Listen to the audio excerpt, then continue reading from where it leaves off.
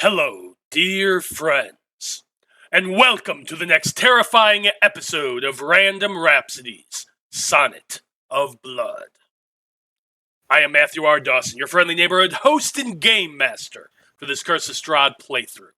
And joining me around my virtual table tonight are Brandie, Dyto, Joe, and Marty. Say hi, everyone.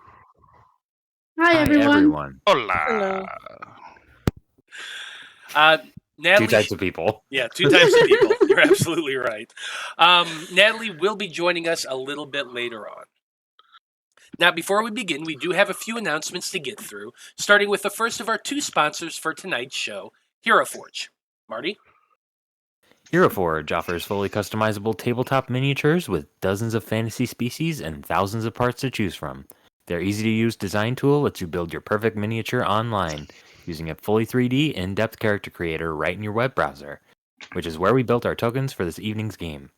You can build your own today at heroforge.com. Thank you, Marty.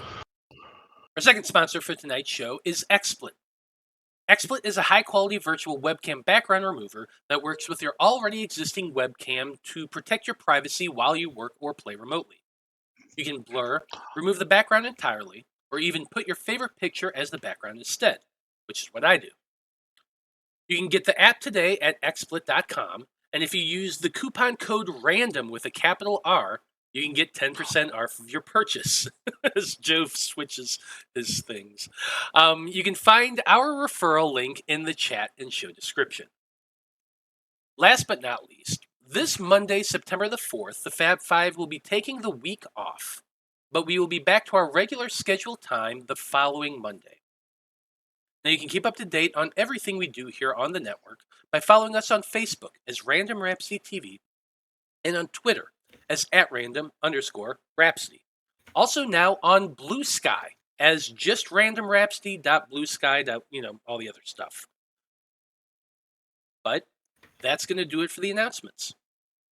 So join us as we dive into the land of Barovia and continue on with the Conclave expedition as they attempt to survive a Sonnet of Blood.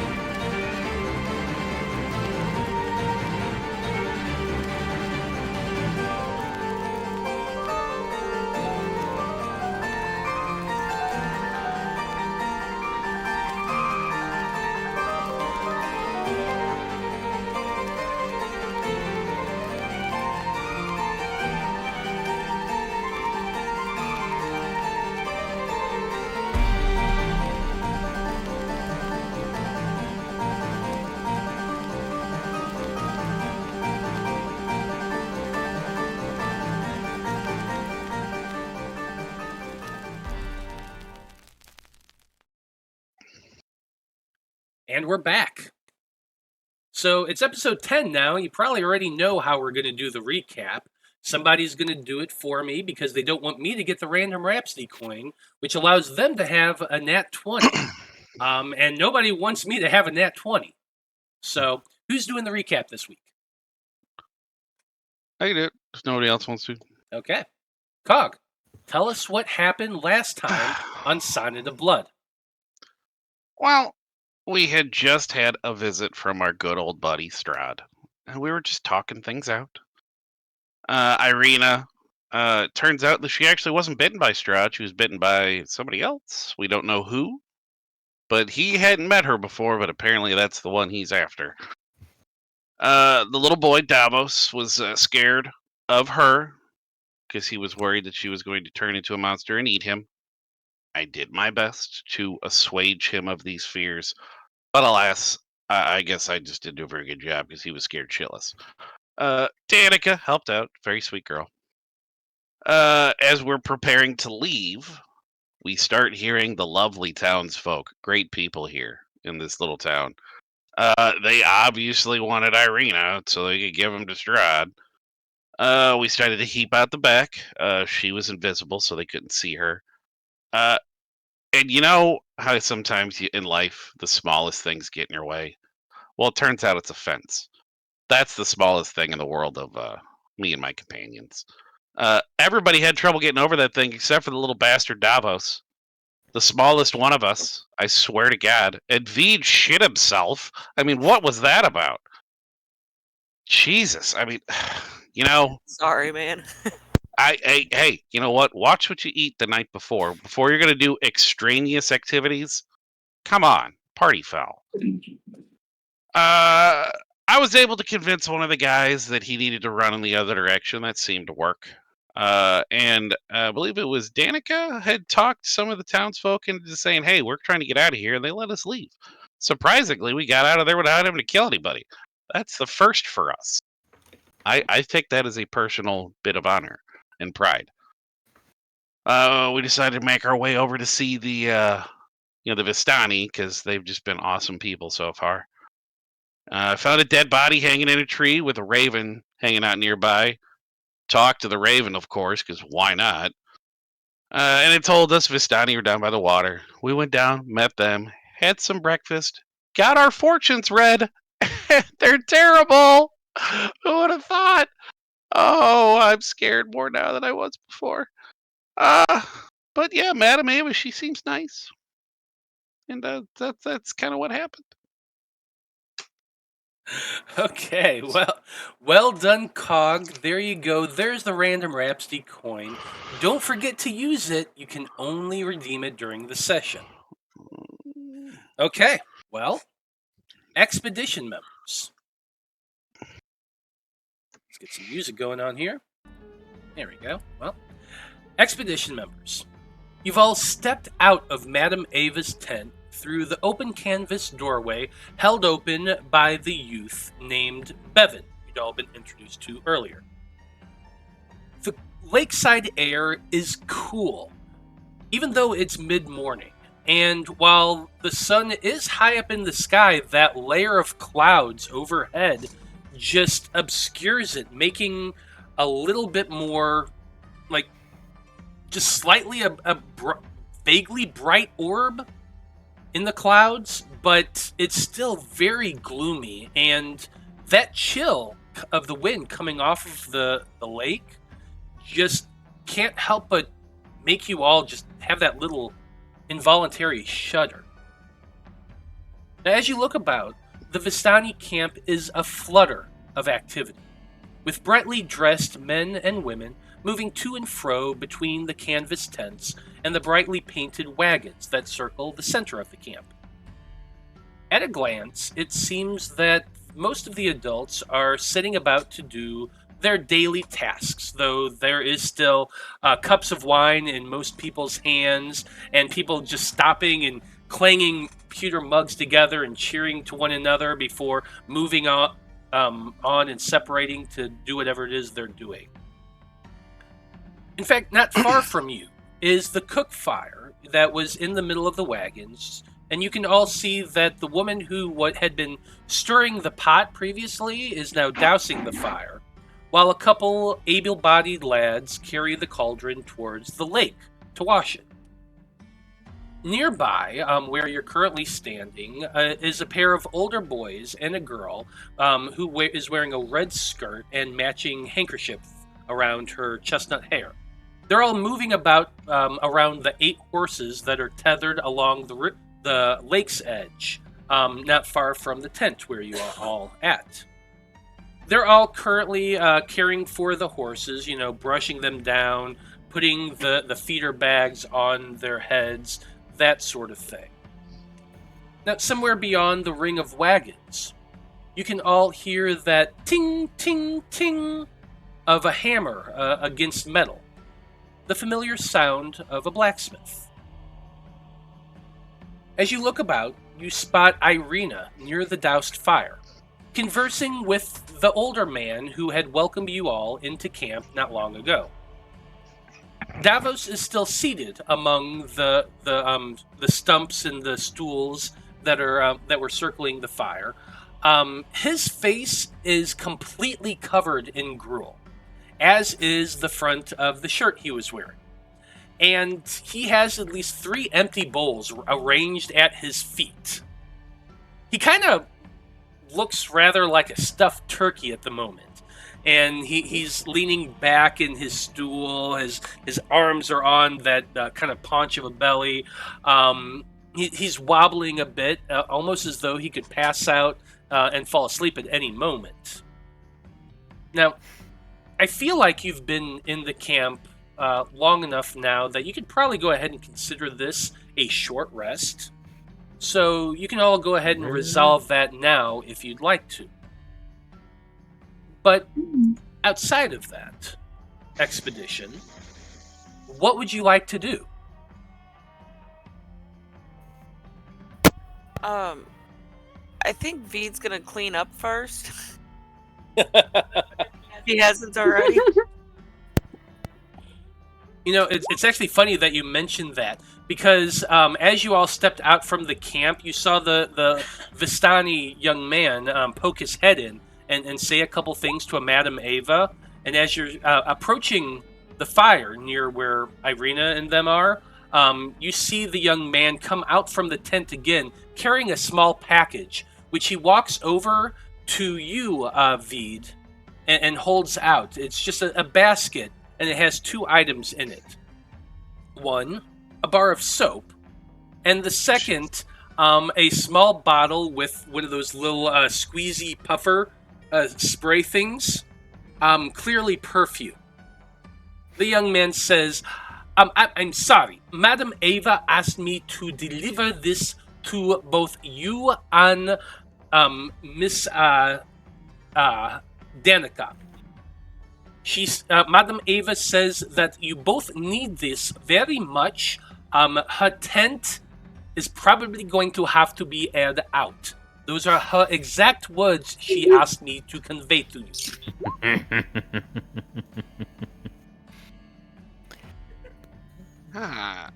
You know, I was going to suggest something, Vide.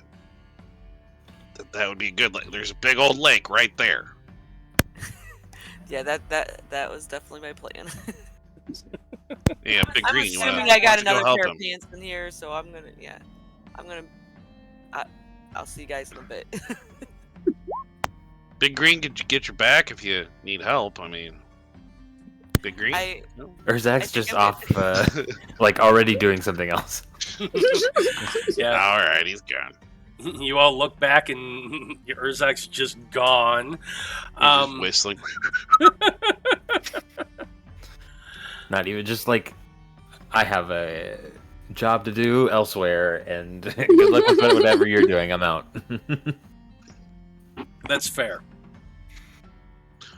Well, as you're all moving about the tent, Vide, you can go head to the river and start cleaning yourself up. I imagine Danika probably wants to go over and try to wash her boot as well as she could.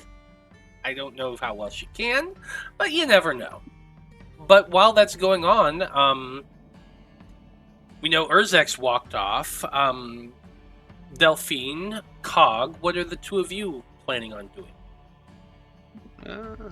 I'd probably go join, like, at the dying fire with, Isrina and, our hungry boy. Just kind of go chill with them.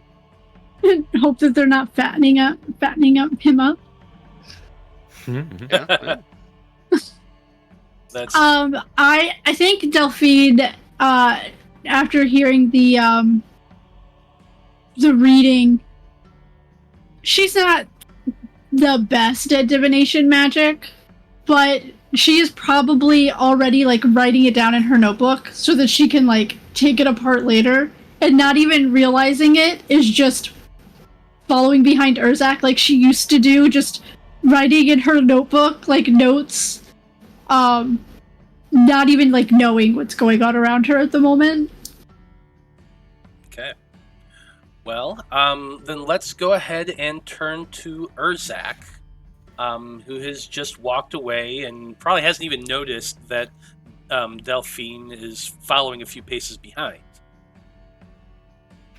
What's going on? Urzak's wandering around the camp, trying to find or just like get the attention of somebody and just say, "Hey, I don't suppose you'd be able to help. I'm looking for just like some wooden like practice swords. Do you guys have any like on you?" The Vistani turns to you and says, "Oh, indeed, we do have a blacksmith nearby. Her name is Sophia, and she is not far, just on the other side of those wagons over there." And he points to the east. Oh, perfect. Thank you. I head that way Okay. on a mission. Well, you go walking around the wagons towards the far side of the camp, where you can see that there are a few more tents set up. And towards the far end, you can see a very large, burly woman with dark black hair tied back, arms completely bare beneath a stained blouse, which has a blacksmith's apron over it. She's currently standing near a fire that she has raised up in what appears to be like a small portable furnace. It's not huge, but it's something that somebody could easily work with for doing like simple repairs and that sort of thing. And as you're approaching, you watch as she pulls something out from the fire. It looks to be a horseshoe. She moves it over to the anvil and starts hitting it once again. Ting, ting, ting, ting. But as you approach, she looks up at you and kind of gives you an up and down sort of look. Hello. I am just looking for... I'm not looking for anything crazy. Just like some wooden swords, just for like practicing. Would you have anything like that? Well, and I do indeed have a few. I make them for our children to practice with. These are not complicated things. Pieces of wood I salvage from the forest that I shave down and shape in such a way that it works as a training sword. You say that you want 2 of them. I would be happy to sell them to you for 2 gold pieces. Seems reasonable to me. I don't know. We have a lot of gold, right? I don't know. They're sticks. They are sticks. Gotta think of the situation we're in, though. That's true. I don't suppose I could maybe talk you down to 1 gold. She kind of chuckles a little bit. You adventurers. Always think that you can talk down those who sell as though you are not the one in need. Sure. Go ahead and try to convince me.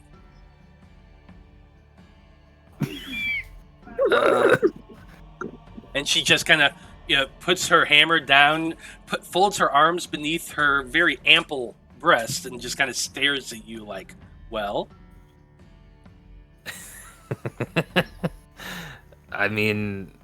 And Delphine just looks up from her writing and just arches an eyebrow.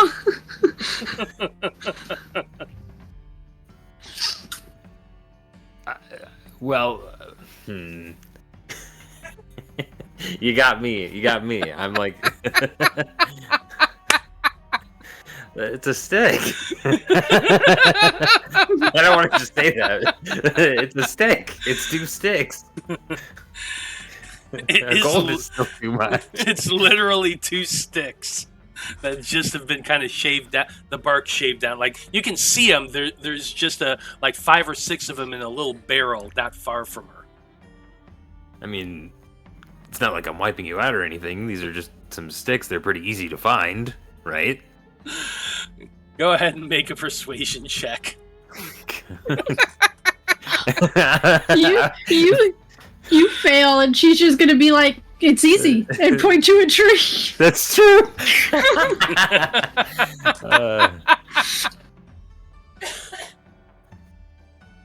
Well, 18. She kind of chuckles a little bit, and she says, "I like you, a green one. Yes, very well. 1 gold piece for these 2 finely crafted sticks." And she just pulls them out and hands them to you. I give her 2 gold anyway, and I say a tip for the fine craftsmanship. She, like, very unabashedly just reaches out and tweaks your cheek a little bit as she takes the 2 gold pieces. Okay.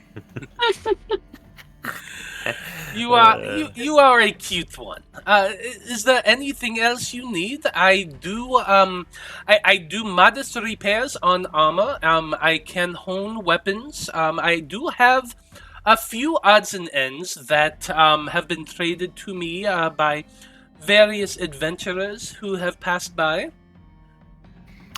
You know what? I'd love to see what you have. She kind of grins a little bit and turns towards a crate that's like half covered in the tent that she's standing in front of. She just reaches down, heaves it up, and you can tell she's built like a brick. She is quite muscular, and she turns around and places this large chest down in front of you, opens it up, and she says, "Go ahead and take a look, see if there's anything you might like." And there are a handful of things, but as she opens that lid and kind of places her hand down there, one of the things you do notice is that on her finger she has a very elaborate looking ring on one of her fingers. It's quite nice. It's made out of gold. It has some type of jewel, you're not entirely sure, possibly amethyst, possibly just a really dark ruby.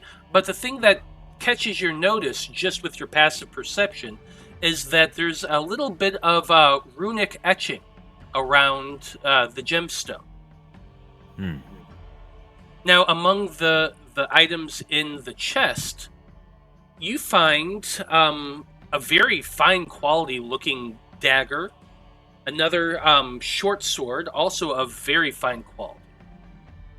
You find various odds and ends of different parts of armor, like all just kind of mishmashed up. But as you're like kind of sorting through it, you see the main chest plate of a set of half plate armor, and etched along it, the edging, it's the carving is very intricate. You see kind of like these tentacle-looking motifs around the edges of the neckline. There's kind of carvings of barnacles and of marine life along the sides. And you're pretty sure there's a full set of half-plate armor in there. Underneath a kind of moldy and moth-eaten cloak, you also find a very pristine, bright and shiny breastplate that as you pick it up, it's extremely light. You also find a very nicely crafted and kind of vicious-looking battle axe. And in the very bottom, you find a hand axe that as you pick it up, the light kind of reflects off of its edge, and you realize that it's not actually made out of iron at all. You're fairly certain it's made out of silver.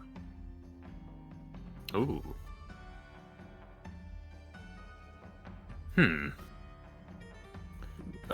What can you tell me about this armor here? Which one are you talking about? The half plate or the breastplate? The half plate. The half plate. She tells you, this one came to me. An individual had come to these lands from very far away. They were a being who said that their ancestry actually came from the plane of water. And he traded this to me for 6 potions that allow the money to buy enough potions to get through the mist. He unfortunately did not get a chance to use them from what I understand, but the armor itself was a nice find for me.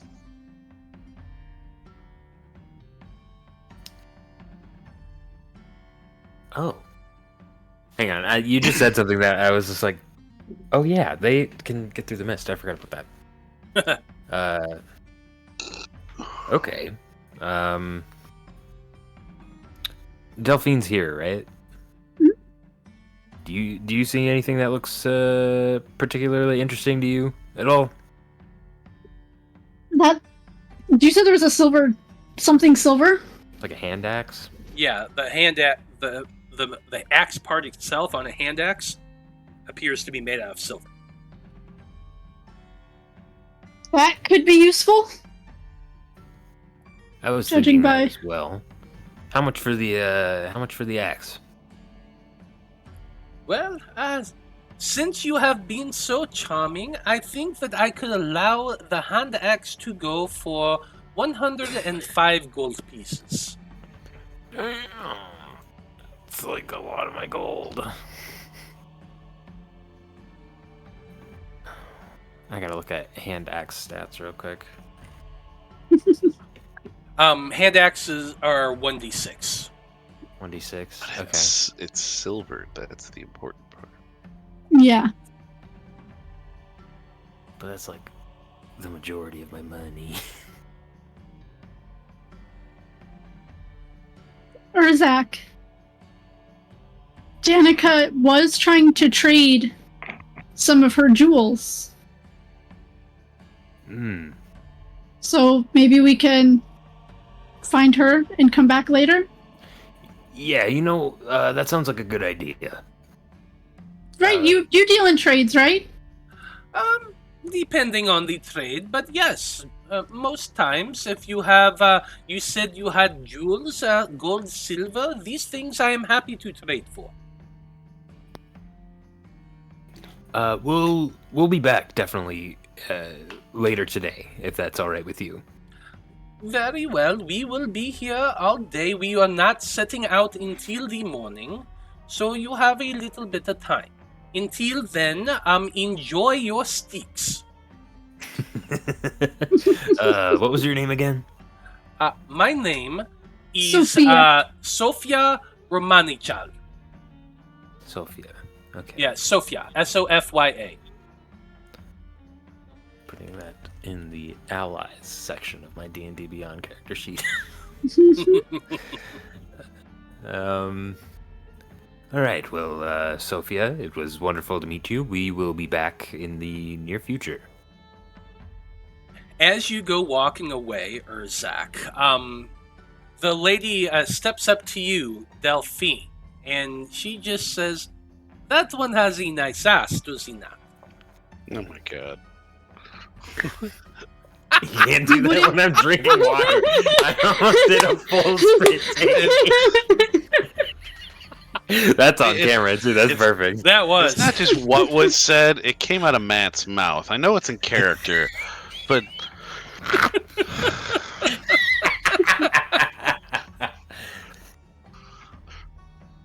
As much in the past few years I've had to look at that ass, you are not wrong. Vide's got competition. You have a nice one, too, she says to you, before turning back to her work. I like her. Can we keep her around? We should come back. I'll be back later. I bet you will, big boy. I didn't hear any of that. I'm gone. Okay. While that's going on, Vide, you went into the river to give yourself a good washing of your britches. Anything going on while you're doing that? I mean, I figured I'd just do that, head back in, and talk to my fellow compatriots. So would so I, Brandie character, know silver hurts vampires. Does Vide know this? I don't know if either of you actually know that. Okay. Well, I mean, I'm based. Well, what go ahead, Vide, and roll. Actually, you would have even known about that anyway at the time. But yeah. If you're not doing anything other than washing, I will get back to your question. Okay. Yeah, because I mean, I would want to prepare best for our fights to come ahead.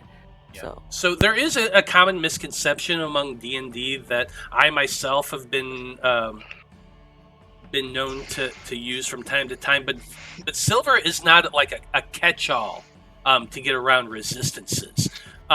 Silver can get around resistances that creatures have, like werewolves, for example, are immune to bludgeoning, slashing, and piercing, except for magical or silvered weapons. There's a handful of creatures that have that allergy, but not everything does. Okay, and that's the other thing. I didn't know if that was even a D&D thing, or if that's just me, character Brandie, knowing. No, we need to get garlic. Lots and lots of garlic. Lots of garlic, yes. Lots of garlic. Just use the create food spell to create nothing but roasted garlic, and that would definitely work.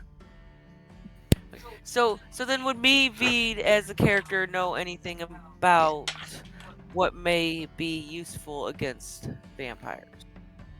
Now that you can roll a Arcana check or a History check, I would allow. I know that Delphine, when we were in the Donovich's, I rolled really well on my vampire check. Yeah. So I got a 21 for Arcana. Yeah, so these are things that are just common knowledge, ways to deal with vampires. A wooden stake to the heart is usually the easiest way to kill a vampire. Submerging them under running water can hurt them, and if you can do it long enough, that can probably kill them. They are allergic to sunlight. It does not outright kill them, but they are allergic to it and are severely hurt while in it. In direct sunlight, in actual, like, the sun, direct sunlight, it can kill a vampire. Other than that, really, stake through the heart, direct sunlight, running water, or holy water also can harm vampires, but none of them can outright kill them. Okay, then. You would also know with the 21 that radiant magic itself is also severely hurts vampires and hinders them and does not allow them to heal as quickly. Okay, good to know. All right. So then, I think afterwards I would just kind of meet up with everybody and just kind of probably just discuss what we're gonna do next, I guess. Okay. Well, while that was going on, while Urzak was getting his groove on and Vide was getting his wash on, Cog, what were you up to? I figured he'd just be kind of sitting here by the fire, just keep finding out what Isrena's been up to. Maybe check in with the boy, see how he's doing. Absolutely. Well, as you make your way over to the fire, you can see that Irina is standing there speaking to that the middle-aged man who had all introduced you all, or had met you all and invited you all into the camp. As you approach, she turns and smiles at you, and she says, Cog. That's the wrong voice. Cog. I hope you had a interesting meeting with this Madam Ava. Elder Kreskov here has been telling me some very interesting tales. Oh, well, I like tales.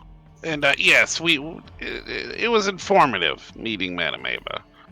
Still not 100% sure what I was informed on. I gotta think about that for a little while, but very interesting woman.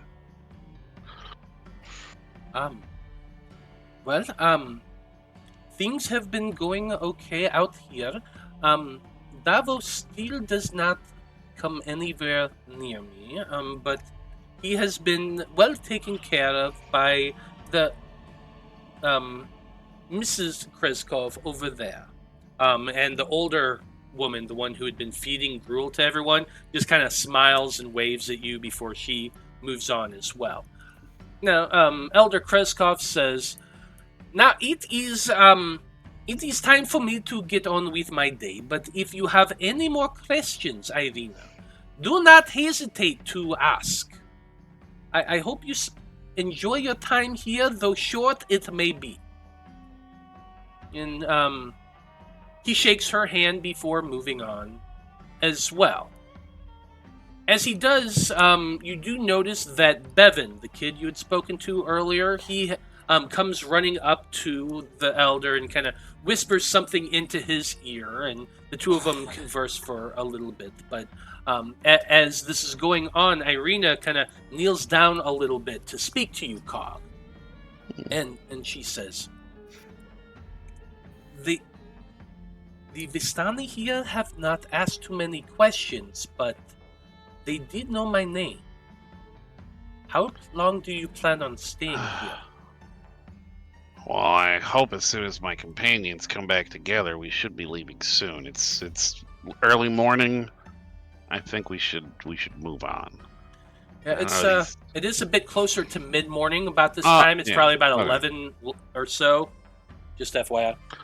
Yeah, I think we need to make up some time trying to get to the Abbey, our destination. And these people, I mean, I don't know. Things just seem a little off. I don't know. I can't shake it. Like, they're friendly, but I also feel like they would sell us for whatever gold they could get. I don't know. It's just a personal feeling I'm getting. There have been many Vistani in the village that I grew up in, and they all have their own unique quirks. Some of them are very kind, others can be less so.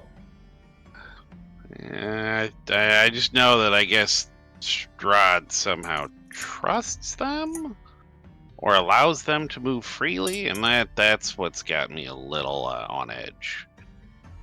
That he is not seemingly targeting them as he does the rest of the population.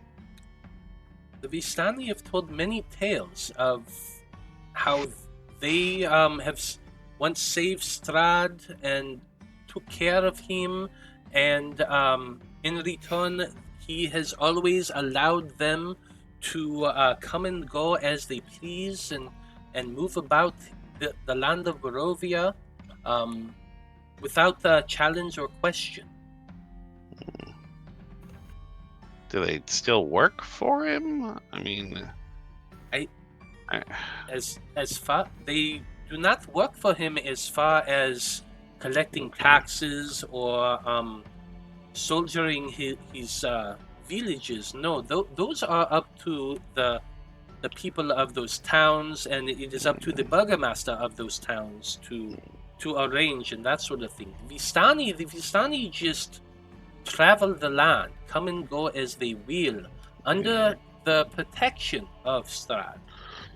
Yeah, I mean, maybe maybe it's just I don't know. When I was younger, I mean, we have a name for people like this back in the world, but we call them like gypsies. I mean, it's kind of a nasty name, but I had a real bad experience with people at the circus once. It was these same type of folk. I guess I'm just still a little on edge. I don't know. The woman had a beard, and she like wanted to pick me up and nurse me because she thought I was cute. But I'm a full-grown man at this point, and I don't know. It's personal, dark histories. Maybe it's silly. I don't know. She puts her hand on your shoulder and she says, I understand. It is difficult to get over one's prejudices. The town of Vajova has long held prejudices against me.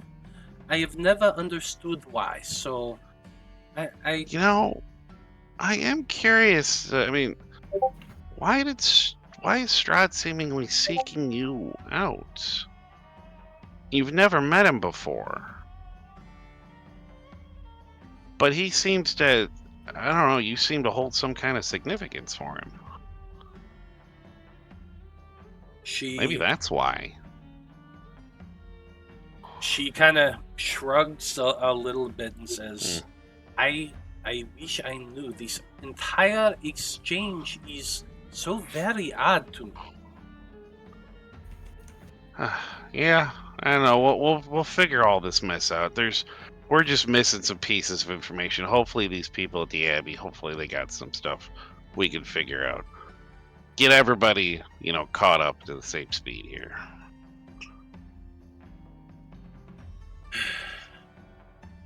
I hope so. I hope my brother is able to catch up to us soon. I worry for him very much. Speaking of that, I mean, they allowed the rest of us to leave. I almost assumed he would have caught up with us by now. I'm sure he's fine. I mean, they don't have any cause to hurt him. I mean, by the way, he is the burgomaster of that town, correct? So, I mean, maybe that's some influence he could have used. There is no one else who would take up the role, so he is the burgomaster by default. Whether or not he is able, I hope he could.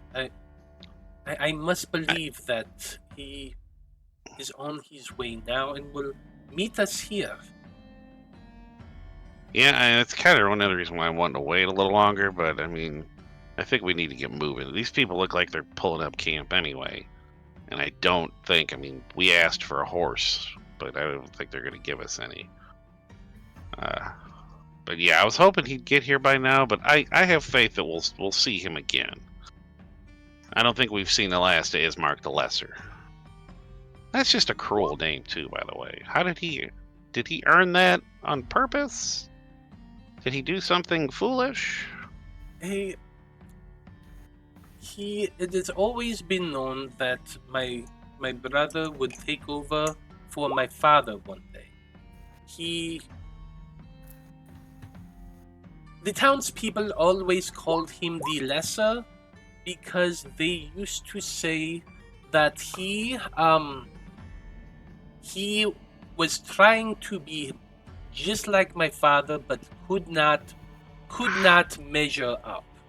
I got you. Yeah, he's fallen short of living up to your father's greatness, or you're in your father's footsteps. I see that all the time. I fully understand that. It's cruel that they just include it in his name. That could be whispered behind doors, but Jesus, right out in the open. Yeah, no, but I get that, and I think he's going to step up. You'd be surprised at what people will do when pushed to the limit. I think he'll be just fine. Go ahead and make a persuasion check. Oh, great. It's just to see how reassuring. Gonna hate me. Oh, son of... I'm not. I don't want to burn it yet. Well, if you don't burn it now, you might forget at the discretion, and you'll never have used it. And then you But go, there, what, I mean, what there could be could've- something big happens later that we needed. That's the problem. You know what? This could be one of those moments where the little text pops up at the bottom of the screen. Irina will remember this. Yeah. So screw it. I'll burn it now. He'll be super reassuring. It's a 21. Okay, with a 21, she smiles at you and kind of squeezes your shoulder a little bit, and she says, "Thank you, Cog. I needed to hear that. I have been worrying about my brother since we got here, but your words definitely help. He will be fine. I have faith that he will." He'll just kind of tap her hand. He goes, "I have faith too, sweetheart." Now, about this time, Vide, you've been able to clean your britches and get out of the pool, the lake now, and you use a little bit of that, the perfume on yourself as well, and it is very strong, very, very, like, great grandma's perfume that she just showers in. That's the smell you got. I'm getting a headache imagining this. Yeah. A little bit. But and by this time, Urzak and Delphine, you've both returned from your interesting conversation with the blacksmith, and you're all able to regroup. You know, Urzak, I thought you had some muscles, but he just looks at you and like eyebrows raised, just nodding, like, mm-hmm. she also said you had a nice ass. If that... She did. Mm, I didn't even she hear did. Maybe it's a conversation that can come up later when you go back. I mean... What? You guys had fun? Just shopping. Does this not happen to you when you go shopping? No. No. Regular occurrence.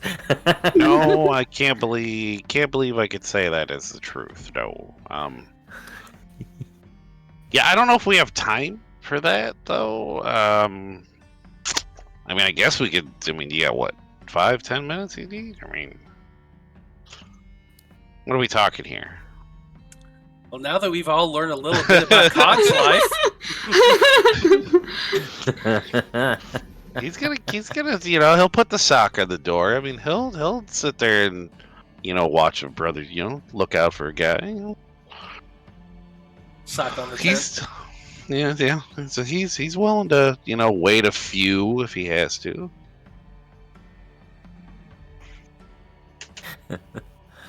Anywho, I mean, she had some good stuff for sale. It's just. Oh, I bet she did. All right.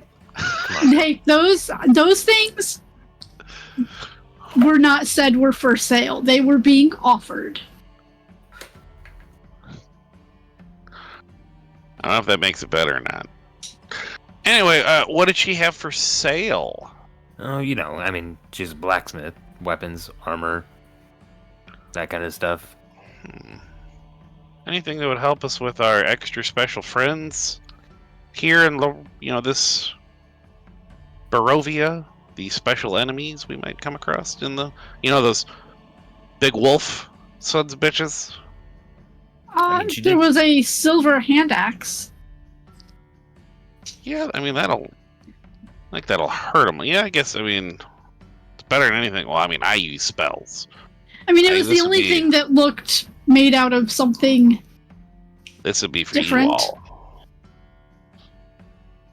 Well, I mean, I kind of described them all as being rather unique. And actually, we've got a couple of things that I don't think we're ever going to use Mm-hmm. that we could probably trade. I know Danika had mentioned wanting to sell some things or trade some things. We got that one, that shiny chain shirt that I don't think it actually. I think it just keep clean or something like that. Didn't? We had a chain shirt of some kind. I don't think anybody's going to use that. The chain shirt of gleaming. Or is somebody using that? I have Well- it on because I think it actually does give me. Oh, boost your AC Armor, because it's yeah. a regular AC boost, but it just always. You know what? It always stays clean. So wow, you just really just shit your pants super bad. 'Cause you look immaculate on top. But right. Oh, It's just a from the chain waist shirt. down. Yeah. Yeah. It's I just, think it was just better than what I had. I mean, you could always Winnie the Pooh it and just look fantastic with a shirt with everything hanging out. But I don't know. I don't know if that's great for Barovia. Just like in general? Or Silence? just like society? Barovian society will not approve? Probably not. Well, I don't know. The blacksmith might. Yeah, I mean, if you could trade. I mean, Vide has a nice ass too. I mean, sure, I guess. As you say that, like 3 young Vistani women walk by, hear that, and they all just kind of giggle a little bit as they all purposely look at Vide's wet ass because you just got out of the lake washing your drawers. He's got constitution problems. You might want to watch out.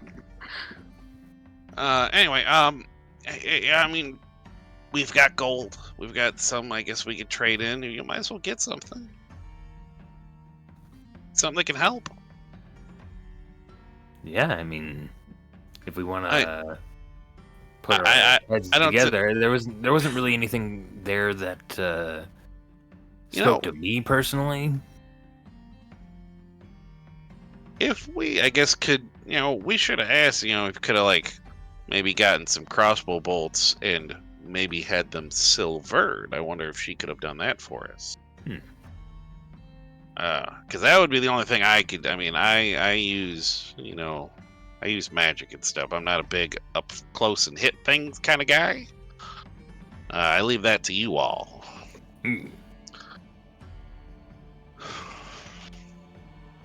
But yeah, if that's something we could use, I mean, we might as well, look into it. Well, we can always head back on our way out. Are we in a hurry all of a sudden? Well, I mean, it is getting close to noon. We probably should get on the road. Do we know what our next stop is from here? Why are we trying to get to the Abbey? And that? That's and that a the ways. goal? I mean, Wait. the Abbey is like. Well, I would like to go visit that. What was the baker's name? The woman. The woman. Morgan? Miss Morgan? Yeah. We need to go and. Well, he's just gonna kind of like. I guess is Davos looking at us? Is he in this little group or? Davos is more passed out in front of his chair, just in a food coma, for lack of a better term. Well, you remember what Strahd said about stealing things in contracts. I think if we kill her, we own his contract. So, because I have a feeling us keeping him from her, I think that's a big no-no here. And I have a feeling that's going to come back to bite us. We need to take care of it. Not just for that sakes, our sakes, but for his sake as well. Because apparently she owns him. Maybe this is a conversation for when we get on the road. I mean, look at him. He's in a food As I coma. look around at all of the Vistani around us. Yeah, Well, there's people moving back and forth all throughout the camp. All right, yeah. I mean, but we need to deal with her. No, I Not to completely mention- agree. Well, apparently he's not the first boy they've done this to. This is that. What was in those pies? I don't want to know. I could probably tell you. Yeah, I know I could too, but I'm just trying to, what's put on a happy face? And I don't want to think about that right now. So yeah, I'd say we can get provisions, see if we can buy some rations or things from them. See if we could, maybe get your little boomstick, Vide. Where is they told us where to find this bakery, right? No. No, Not I thought we exactly. heard it was somewhere It was like outside of somewhere. Outside the town of Veros. Which, as you're talking right now, you can just pull out your map and take a look at it. That's what I was gonna do. I was gonna pull out the map. Yeah, I don't know. Okay, as I say, where is the map? I'm pulling it out for you now. I thought so I was here you like, go. wait, did we have a handout for it? That's what I was looking for. But yeah, that's No, what I so was the saying. reason why I didn't give you a handout is the map is really freaking big, and no Yeah, matter how I big can it see is, that, you yeah. can't see details. You so have I to gave scroll. it to you like this. Yeah. Okay, Next time, okay. though, that you guys need to pull out the map, I'm gonna make you sing the map song. Oh my god. I'm kidding. I was gonna do it anyway, to be Does honest. that Well, do it. look like- Just do it. It's too late. Moments Is passed. that a well right here, or is that? Is that not a It bridge? looks So- like a well. As you're kind of looking at that map and you're pointing at this, I'm going to just go ahead and show the audience as well what you're looking at. You have the map out and you're pinging at this little speck on the map that's not far outside the road. As you look down close to it, go ahead and give me a cartography check. I think was. I can do that. Yeah. Cartography. Yeah. I'm gonna cast guidance on myself.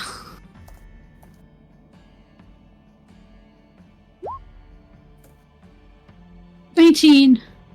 As you're looking at it, you're kind of you're scrolling through your mind of the things you know about cartography in general. You're fairly certain that the symbol on the map there that represented is a windmill.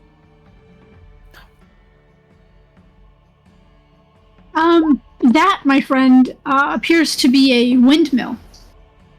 Alright. Wait, You is know. that where they live? Or I don't remember where we just know they're outside Veros, so that might be We maybe have that's it.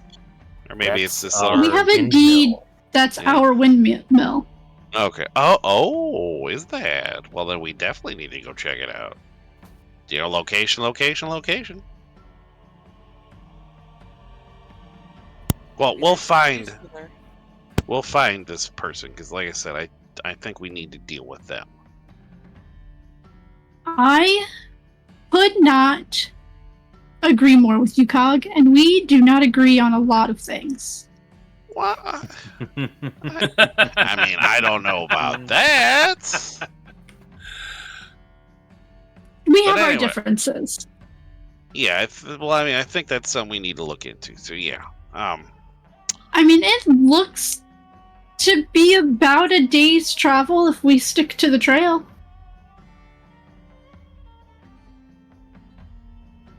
I don't know. I think we need to. I mean, I'd say we can move out and we can try and find a place to camp somewhere. Because I don't believe we can camp. Because I think they're getting ready to leave, right? They're like pulling They're up. leaving in the morning. Or are we going to stay with them for the night? I mean, it's midday. We shouldn't burn daylight. Well, I'd say we can get, make a move on for ourselves. Well, do we want to check and see about? Oh yeah, silver ammunition. I would say let's look into that. Yeah, I mean if that takes us a little while, then that takes us a little while. I mean, Yeah. if no, they that's can fine. do it. Yeah, for sure, if possible.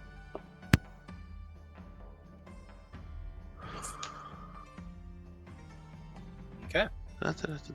So, sounds like you're wanting to go and do a bit of shopping here in the Vistani camp and see what you can do. Irina tells you that she will remain behind and keep an eye on the unconscious Davos. Mhm. So you are free to move about the camp as you will. You all make your way back over to the blacksmith, who is still working on that horseshoe she had been working on previously. But as your group approaches, she sets down the shoe and looks up at you and smiles at you, Urzak, and she says, I knew you would be back. I was I just couldn't expecting stay it. away. Mm. I hear these many times, and she kind of chuckles a little bit, and as she does that, just it heaves. There's no other way to describe it. It heaves. Wow. But she says, have you come to sample my wares, or do you wish to purchase something? Oh man, I wish I had message.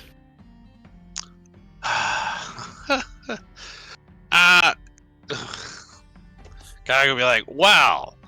I don't know, maybe both. We were curious, with your setup here, would you be able to take just some regular crossbow bolts and my friend here has some special ammunition for his weapon, and could you maybe coat them in silver? Coating them in silver? This is not a difficult task.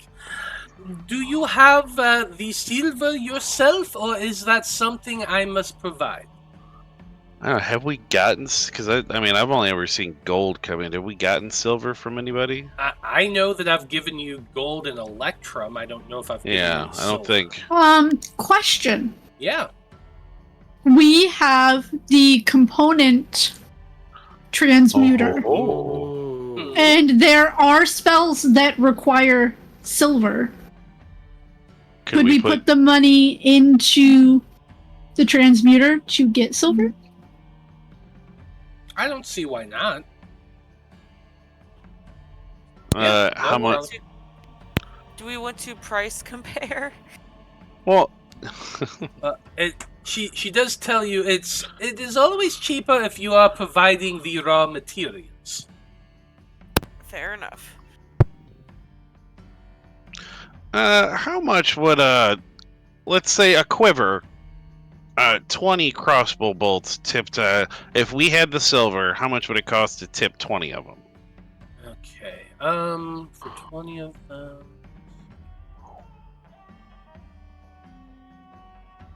To tip 20 crossbow bolts, she would need basically 1 gold piece worth of silver.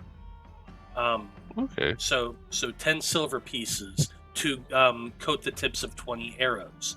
The price she would charge you for doing that, her labor, she thinks to herself, and she tells you that that's not a difficult task, but it would still require some time, because you know she would have to, after dipping it, she has to resharpen everything and still make sure it has an edge. Otherwise, you're just lobbing a metal stick at somebody. But she could do the work, and she estimates that it'd probably take her about 2 hours, and she would charge you 5 gold pieces for the work. All right, it's a 25 total. I guess we would need 20 in gold. Well, 20 gold into the... Well, to get the silver worth. 1 gold for the silver, because you need 10.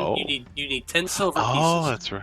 Okay. Yeah, so 1 gold. Oh, so 6. 6 gold pieces in total, and 2 hours.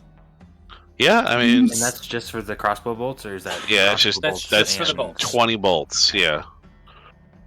I mean, it might be worth it, guys, if we end up, sticking. I mean, I would like this. I don't know about you guys. How much time we're gonna want to stay here? Being here for 2 hours lets me analyze the reading a little more. And can I find out how would she be able to Would it be similar for her bullets or his yeah, bullets? would I was going to say maybe 15. Would she be able to make me 15 bullets? Silver. So she tells you, you hand her the bullet and ask her, can you coat the tip of this in silver as well? And she looks over the bullet. It's just a brass casing with a lead slug on the tip, and I have never seen a object like this before. This is very unique. you want me to just coat the tip of this with silver. Is that correct? Yeah. I was thinking that, or if I could work with her to like just actually make silver bullets, like so I keep the bullets I have and then make an additional 15 silver bullets, or 10, or I don't know. So you this is what you would know. You could absolutely work with her to create silver bullets using the materials you have. The issue with silver itself as a metal is that it is very soft. It's usually better to coat something with that material rather than make it completely perfectly solid, because a fully silver bullet would just kind of smush together and not go nearly as much into a body as, say, a silver-tipped lead bullet. Okay, fair enough. Yeah. Well, then I would like to. I'll just have her coat 15 of my current bullets, and then I'm gonna make later on. I'll make those if I can. Yeah, absolutely. Now, I actually did a lot of research on this subject before we started playing this game. Just coating the tips with your bullets that you have, coating 15 of them. She could work with you to do that. It would cost a gold piece per 10 bullets. So it'd be it's a little an even 20. Okay, so you want to coat 20 of your bullets. Okay. Yeah. And then like I said later on, I don't have to necessarily do it right now unless I have time, but I would like to remake as many of those as I can in regular. She does tell you that she could do all this work for you, your group. In total, she estimates it would probably take about 4.5 hours if you help her, doing all the work in total.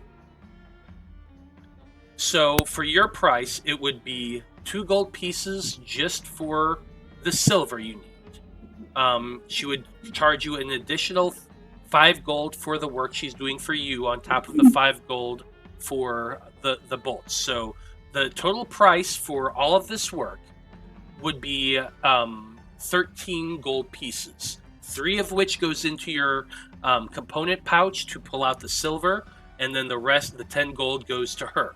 And then you're going to be here in the camp for the next 4.5 hours. Is everybody else okay with that? I mean, I'm more than willing to help out. Yeah, because I mean, I'm definitely going to help out, do whatever I can to make it go quicker. I can watch. Well, now.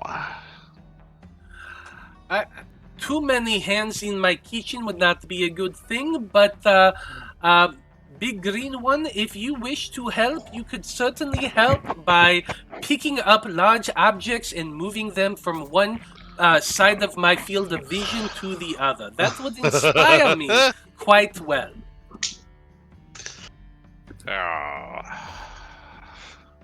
Sounds like a plan. I tell you. I can get behind this plan. Okay. So, your group is going to be spending the next 4.5 hours here among the Vistani camp.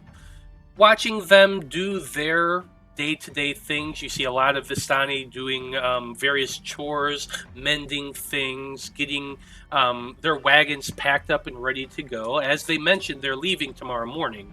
So there is a lot of preparation going on here within the camp. Now, while that's going on, Vide is going to be working alongside Sophia. Urzak is going to be moving heavy objects around and just generally bending over in front of the blacksmith. And during that time, I'm sure Davos would wake up, and if you want to, you can spend some time working with Davos, shirtless in front of the blacksmith. As you do. As you do. Apart from that, while those 3 are working, Irina is going to come over and sit down and kind of watch as well. She's clearly having her own internal things going on. It is probably sitting and dwelling on that. Cog, Delphine, what do you two plan on doing? I am going through the Taroka reading and just dissecting it. I think at one point she'll have the map out because she doesn't know the area. So it's like, just by a quick look, she kind of knows the things she's looking for, but like the descriptions of places, she's like, I don't know this place. Mm-hmm. So she's marking the rivers and like low-lying places, like where it could be swampy. Mm-hmm. Well, I think a lake was mentioned in one of the readings. Oh. So she's marking like the lakes. Yep, there's your Taroka. Dyto didn't really have the map, so yeah. She puts an asterisk next to this one. You can actually just pull out the draw tool and you can mark on the map all you want. Oh, okay, Yeah. okay. Ooh, we've done that with the red road for the road, anyway. Yeah, actually, I don't draw very well. So. But it is topographical, and you can see like all of the curves. It's all topographical. So what you're seeing here on the map is fairly accurate. Yeah, and I think while she's doing all that, Cog, he would observe the people, kind of make notes on their activities, their daily lives, and I think he's gonna go through because he's got those old, I guess we're calling it Barovian Common, those books, and he's gonna kind of try and take that and translate it into maybe get a common alphabet between their common and the rope in common, and just kind of so if anybody else in the group wants to end up being able to try and read it, the ancient Barovian they language. can start learning. Yeah, so he's gonna kind of try, since he knows how to read that from being possessed now. He's gonna kind of start translating that a little bit, because that's it's his thing. He's a researcher. It's what he does. Absolutely. And so the next 4 hours go by, 4.5 hours go by. Urzak lifting and moving things, then sword training with Davos, who's he's a little kid. He's 5 years old, but he has a full belly and now a ton of energy from the carb overload he just got. So the two of you spend a rather nice time training back and forth. Urzak, I think I want you to do... Oh, God, what's a good role for training this kid? Athletics? Yeah, that's kind of what I was thinking. Athletics check. Sweet. Vide, I would like you to make a Tinker's check. I got a 16 athletics. 16, yeah. For a couple hours, you spend training Davos with a sword. He's young. He's a child, so a lot of it is showing him proper stance, the way to hold the sword, the way to swing, and then you do a little bit of just letting him, swing wildly at you while you just kind of bat the stick away from you, and you kind of have him chasing you around a little circle as he's just wildly trying to hit you any place he can, and you're just tap, tap, tap, tap, tap, Vide, you should have... Let's see.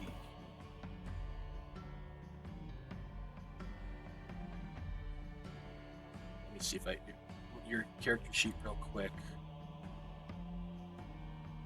No, you do not have it on there. That's weird. Okay, just give me Give me a dexterity check and then add your proficiency bonus.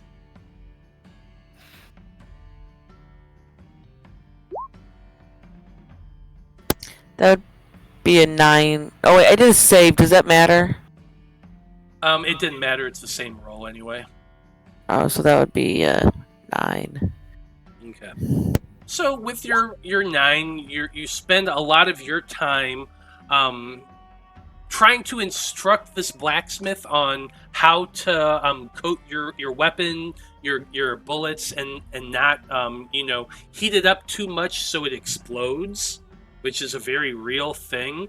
But you come off to her more annoying than helpful, and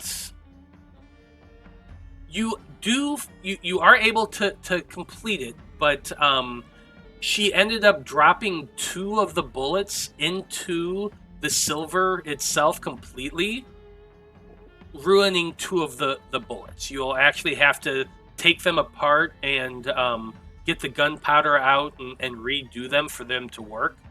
But you do have at least 18 silver-tipped bullets. 18's better than none. Yep. Ashley N is in chat. She wants to know what's going on. Currently, the Conclave expedition is at the Vistani camp, having a little bit of downtime, while their local blacksmith does some commission work for them. So that's kind of what they're doing right now. And the blacksmith is kind of devouring Urzak with her eyes.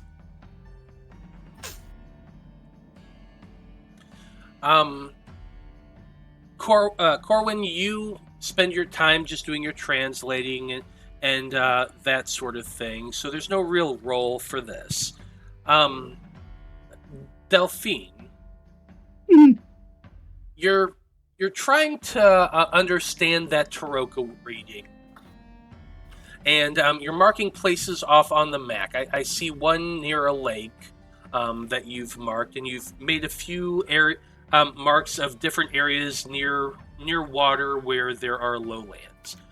Since you do have 4 hours and you're kind of thinking about this, the Vistani are moving about and they're around. If you have any questions you'd like to ask relevant to that, you could. Yeah, I think she wouldn't. She is suspicious.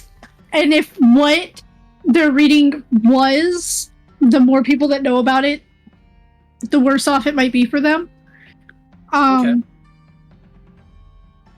Well, then since you're keeping it close to your chest, why don't you just kind of tell the audience a little bit about what your mindset is? So Delphine doesn't know the area, but she knows how to read a map. Dyto doesn't know how to read a map. Which is why there are a lot of other extra marks and stuff. But swampy areas, luckily that looks like there's some kind of island in the middle of a lake that she's really interested in. I would ask around about,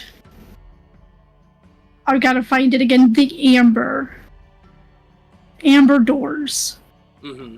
Because that sounds like a place, and it could be a landmark that's not on the map.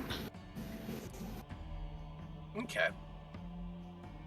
Well, go ahead. So what I'm going to allow you to do, if you want to ask some of the Vistani if they've ever heard of amber doors and that sort of thing, I'm just going to have you make a persuasion check.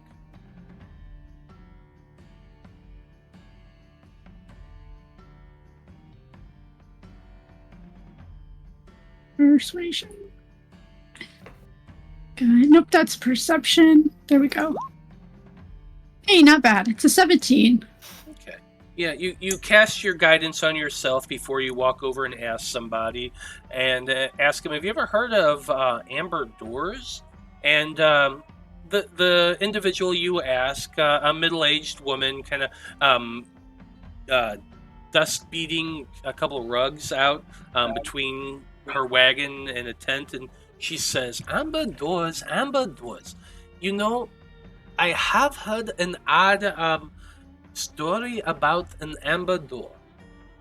It is said that there is an insane mage who lives somewhere upon the outskirts of the mountain far to the north, Mount Baratok. They say that this mad wizard lives in a magnificent glowing mansion with golden doors. Perhaps that is the amber door you seek? That's quite interesting. That was actually one of my places of interest while we're here. Any other... Was there a town that you know of that was flooded? She thinks for a moment and she tells you, you are speaking of the town of Aldra, are you not? The town that many, many years ago, the lord of this land, the Count Strahd, his anger and rage was unleashed upon a town known as Aldra, along the river to the south of Lake Zarovich. This town was decimated and completely flooded, and nobody lives there today. It is a ghost town. We Vistani, we stay far from this town. It is a cursed land. It is a place that the anger of the devil was in full view. So even the Vistani are afraid of this place.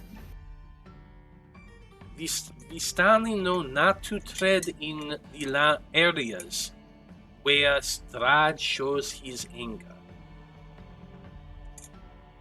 Is there anywhere else he's shown his anger? She chuckles at that and she says, the land of Barovia is owned and completely controlled by Strahd. He has shown his anger everywhere, but Aldra is the only town in Barovia that he has completely razed to the ground. Okay. We will definitely steer clear of that place. Luckily, it's not on the path that we're going to be taking. Thank you very much for that information. I have a feeling we would have discussed just going straight through to our destination, and now we know not to. You're very welcome. And she kind of holds out her hand a little bit.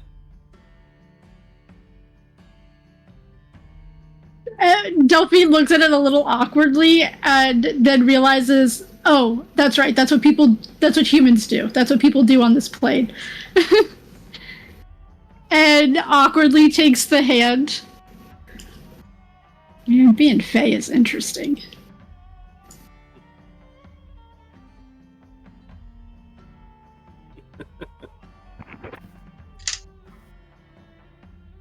Yeah. Thanks. She's very does not know what to do right now. The woman just scowls a little bit and clicks her tongue, but then just turns and walks off.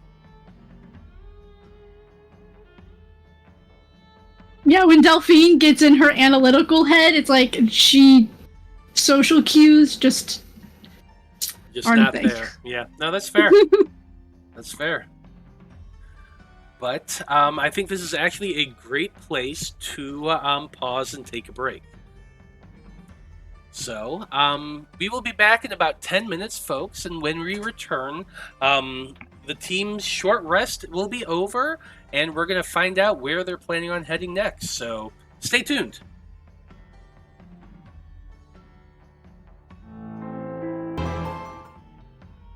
Howdy, everybody. We are back. And when we last left off, the team was completing a little bit of downtime, about 4.5 hours here at the Vistani camp. I know Danika wanted to make sure that she sold the jewelry box and the jewels that you all had found in the Black Bouquet Inn when you first arrived in Barovia. Now, I actually went and looked to make sure I had all the information. The things that you had that you were able to sell, there were 3 just plain books that were really well made that you had. Each one was worth 25 gold pieces, but I think you mentioned that you wanted to hold on to those. Other than that, the only other thing you found that was that you brought with you to sell, well, you never... other than like the alcohol, there's a jewelry box made of silver with gold filigree that's worth about 75 gold pieces.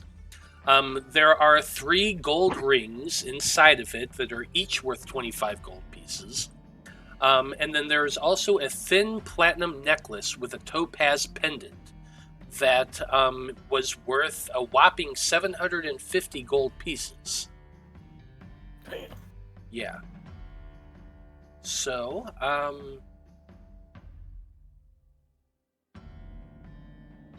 so basically for just the rings, the jewelry box, and the pendant, that's 900 gold pieces that the Vistani are willing to trade.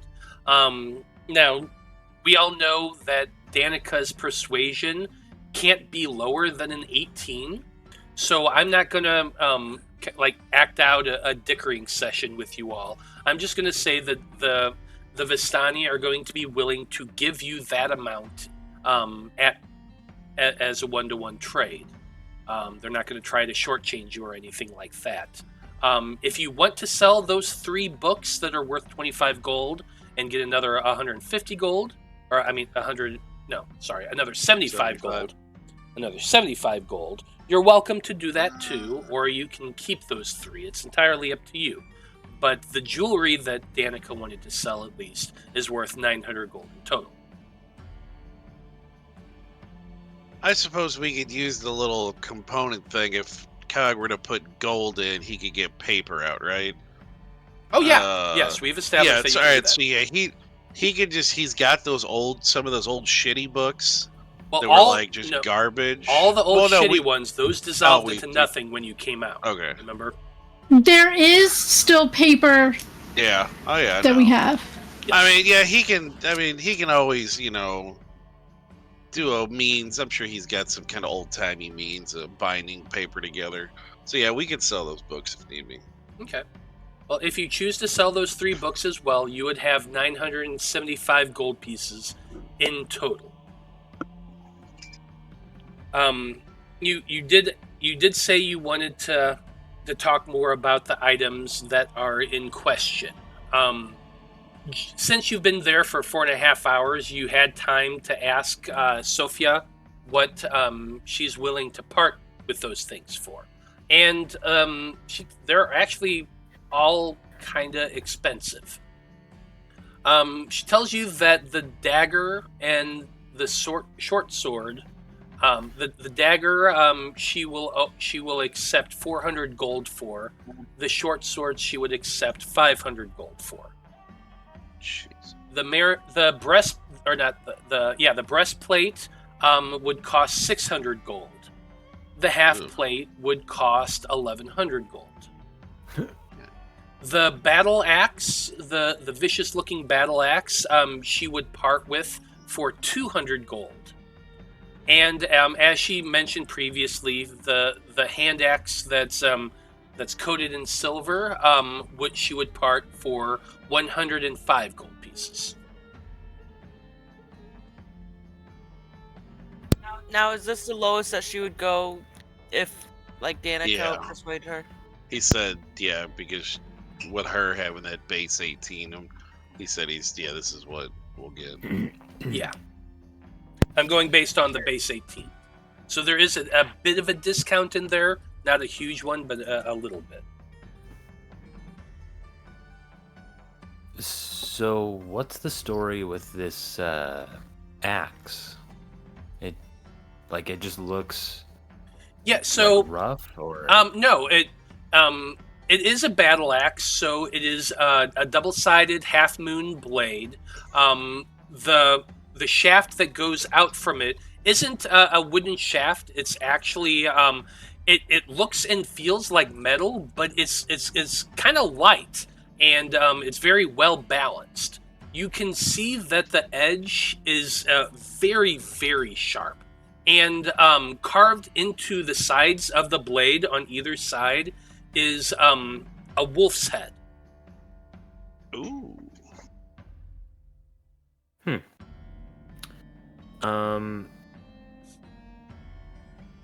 Sophia, you don't mind if we just take a closer look at this, do you? As long as you do not go too far, I do not mind if you look. But while you do so, turn around. Oh my god. I don't Urzak, have... would you like me to see if there's anything extra special about some of these items while your ass gets toggled? Yeah, I mean... Words, they come out of the mouth. It happens sometimes. Sometimes. Urzak's flustered. Give him a break. Yeah, it's okay. I'm sorry. I'll leave you alone.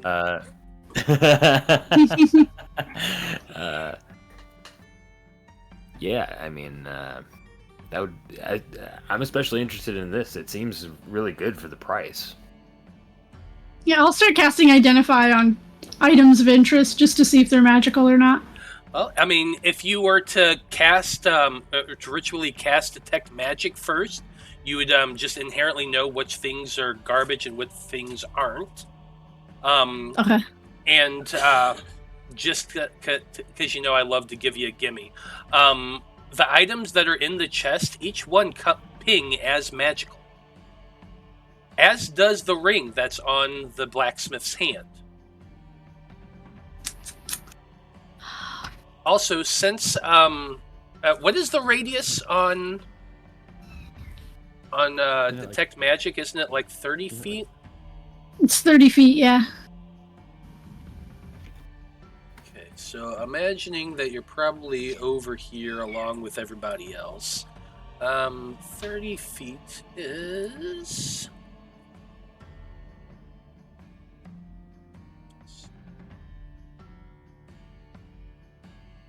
It's not freaking moving. Here you know. What the heck?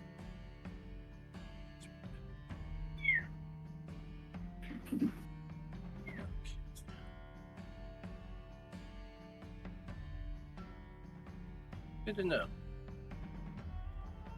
Besides the items in there, you also note that there is a detection of magic coming from this wagon over here. Oh, I gotta we're pull still up on the the map. No, sorry.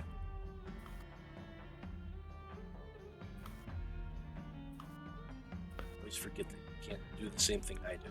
So, where you are right now, Delphine, right over here, where I'm pinging, that is, you detect a signature of magic from there. Now, I'm gonna yep. Look at Cog and Vide and Danika and kind of like give that area of interest to maybe check out later. Okay. Okay. Yeah. Now, once after casting Detect Magic, you cast Identify ritually on the axe, the battle axe. What you discover is that it is called a vicious battle axe. Ooh. It is a basic battle axe, and as far as the things like damage does, but it is a magical weapon. It is magical, and you notice that if you hit really, really well, and like really well, it hurts them a lot worse because it cuts them a lot deeper. So for a meta purpose, when you roll a 20 with this magical weapon, the target takes an extra 2d6 slashing damage. Oh. That's pretty neat. And this is like one of the cheapest things she was offering. Is it okay with everybody if I pull out of the funds and buy this? I'm fine with it. I mean, it helps the party. Sure, big guy. Sweet. Sophia, if you don't mind, I'll take this axe here off your hands. She says, that is a good purchase. The individual who owned it before you was a very large, strong man just like you. A barbarian who said they came from the distant north, whatever that means. The only distant north I know is past the mountain, and nobody really goes there.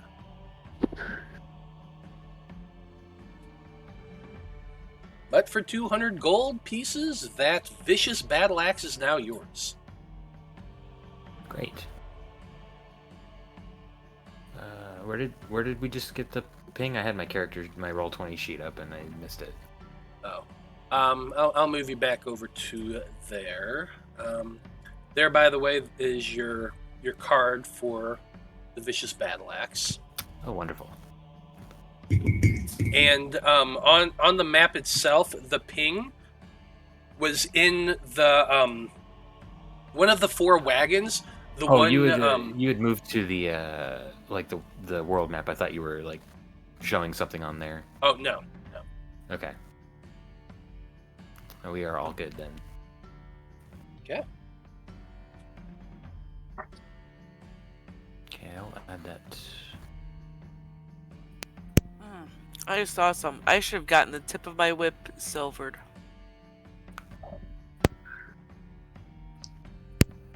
Make everything silver. Is that what they're called? Never mind. Oh my god. Well I don't played. do that very often. You got to give me one. No, well played. Well played. We all gave you that one. Did we also want to get that hand axe?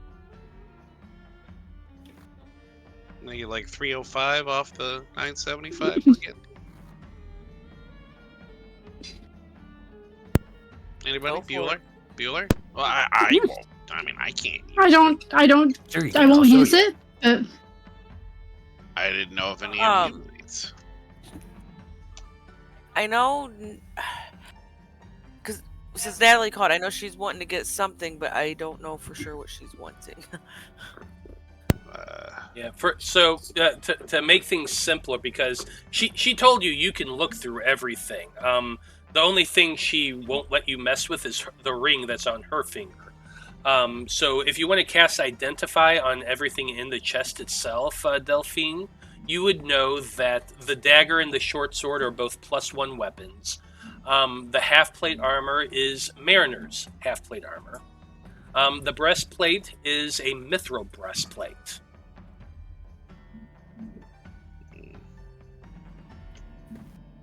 I will relay that information. Yeah, that's all super expensive. So, can she use hand axes? Can Danika No, use hand axes? yeah. I have no idea. She's a bard. They're very limited, so I don't know offhand. I'm pulling up her character sheet. I know she could use the short sword and the dagger. I know that for sure.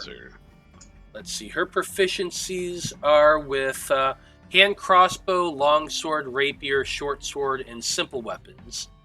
And actually, it looks like she can only equip light armor, which I believe a breastplate is medium.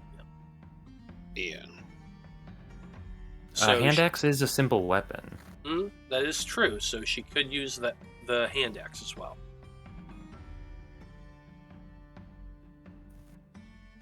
Do we want to buy a hand axe for her? Yeah, I was gonna say, can we tentatively say that she gets the hand axe, and then, if need be, like when she gets on, yeah, she should be here any minute. But well, we can just go ahead and just get it. I mean, somebody can use it. I mean, honestly, push comes to shove, I could use it, but also I know Natalie was wanting something possibly new, so. I mean, at least it's something that'll help in some situations going forward. Plus, it'll look pretty. It is pretty. It's just, coated in silver. I'd say let's just go ahead and get it and just put it on her for now. Okay. Well, that's another 105 gold pieces off of your current funds. So let's see. You started off with 975. You paid 200 for the battle axe. So that would be 775. Then you also bought the silvered hand axe. That would be 670. So you all have 670 gold pieces left over as far as wiggle room goes. I'm good with that.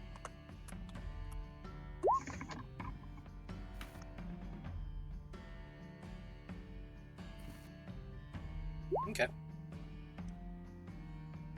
Sweet.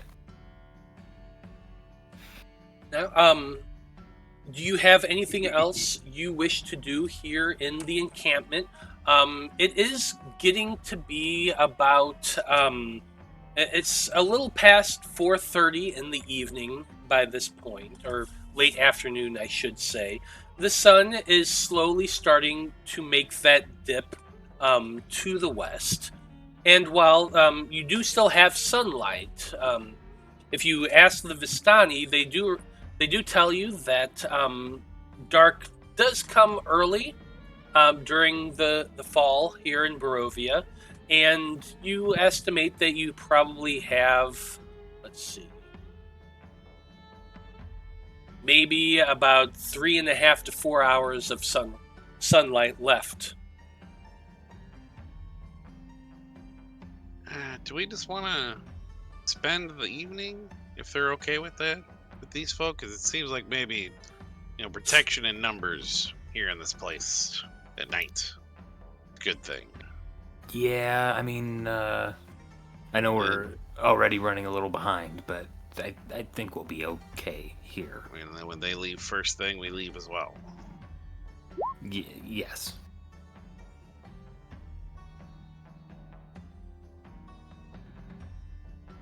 I mean,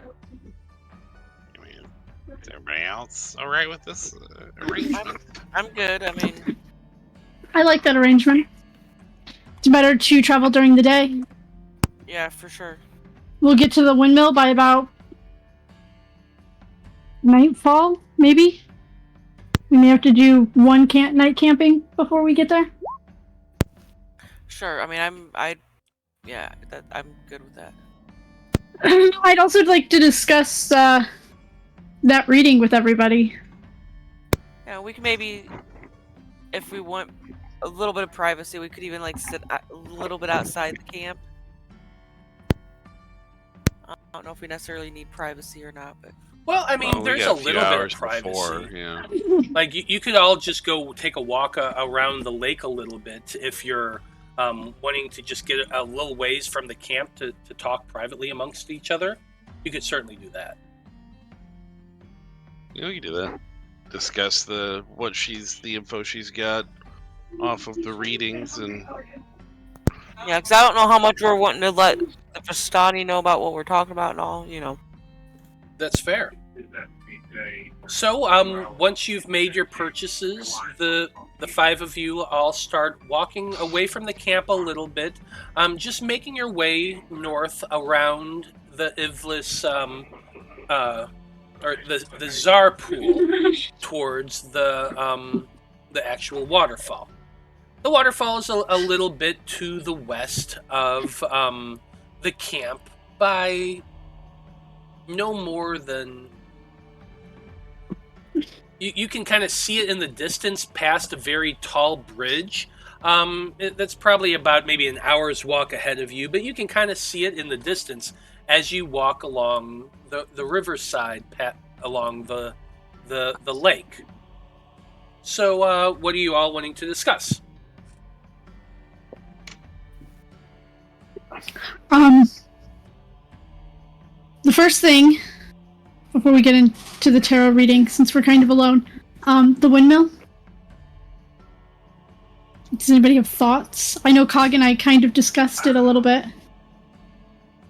I mean, I'd like to check it out, yeah. I mean, because I guess if we've got the deed to it, if that is in fact our windmill, I mean, who knows what could be there, but it could be a spot that we could camp out, at least for an evening. Yeah, for sure. I mean, maybe there's something useful there.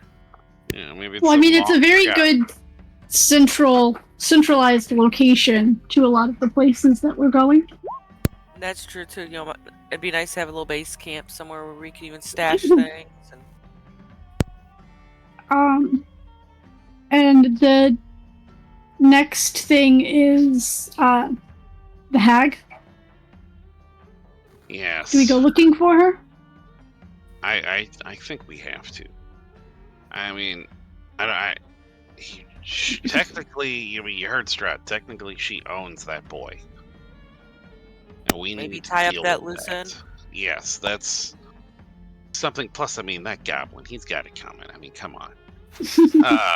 But yeah, we got for his sake, and I think for ours, because I mean, he addressed that directly when he was talking about stealing in this land, and then he mentioned the child. I mean, if the big guy's bringing that up, I mean, it's kind of we got to deal with it quickly.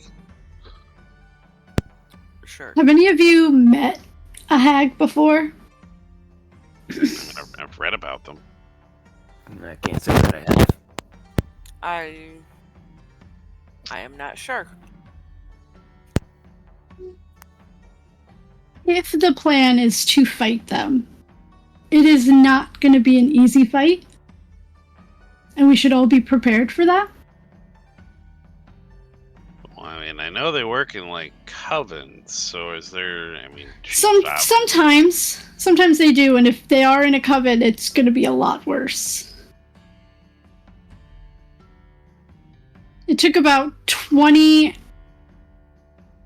Fey nights to get me back. And there are only 1, 2, 3, 4, 5 of us. All right. Well, like I said, for the boy's sake, we've got to do something. I agree. I think we need to do something. I have my own issues with hags, and I just want everybody to know what we're getting into before we get into it, so everybody... Cards are on the table. No pun intended. Noted. Do you have any tips as to how to deal with that hag? If there's just one, don't group up. Fair enough. If there's more than one, we need to focus one down or separate it. Keep them as separate as possible. And does this hag seem to be a loner type, or? Don't really know. I don't know her personally. It's hard telling. Well, clearly she associates with vile, evil creatures. She had a goblin helping her. So, Who knows what she could be dealing with? Uh-huh. Yeah, goblins are gross. My Goblins child are wants to okay. know, can you hear them? No, they can't hear you. You're not talking very loud. Nope. Now I Oh. could. There you go. Yeah, they heard you that time. So, I imagine you're all walking along the edge of this river. You're probably about maybe 200 or so feet away from the Vistani camp. You can still see it clearly, and you can still see the people clearly. But as you're all walking, Delphine, go ahead and make for me a dexterity saving throw, please.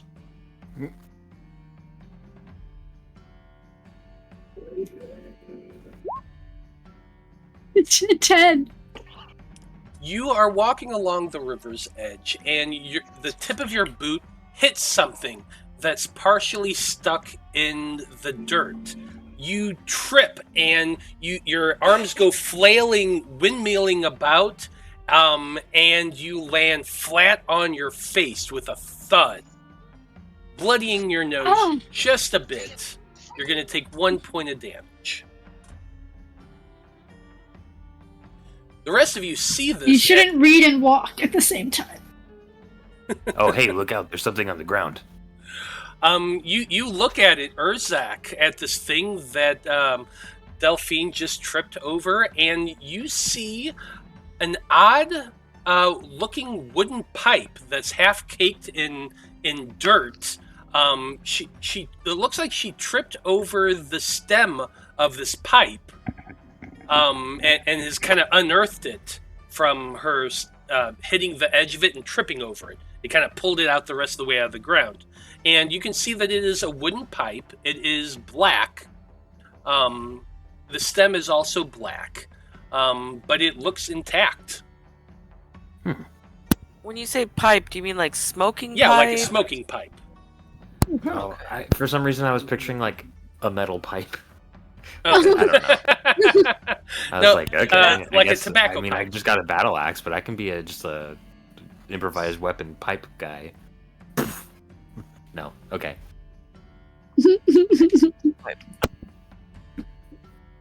Oh, what you got there? It looks like a pipe of some sort.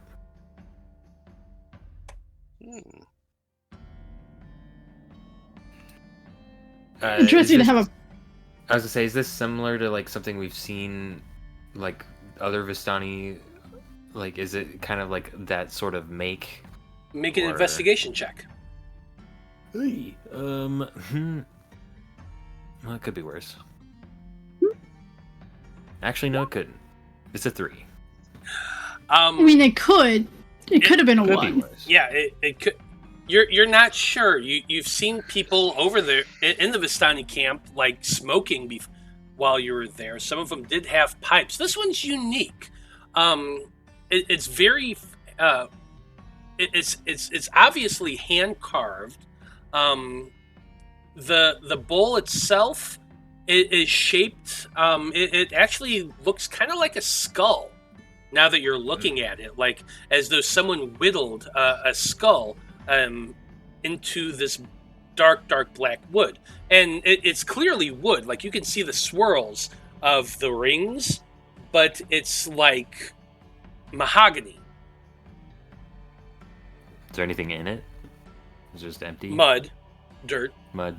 Yeah, Okay. it literally got unearthed by her tripping over it.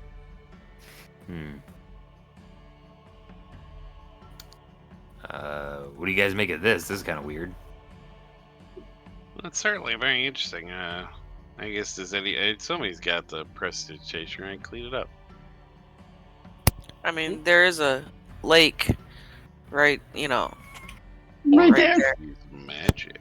Danika does have prestidigitation. She can clean it up and get all the dirt out of it with her magic, and she does so, and it's pristine. It's actually quite a beautiful piece. Like you can tell someone put a lot of time and effort into it.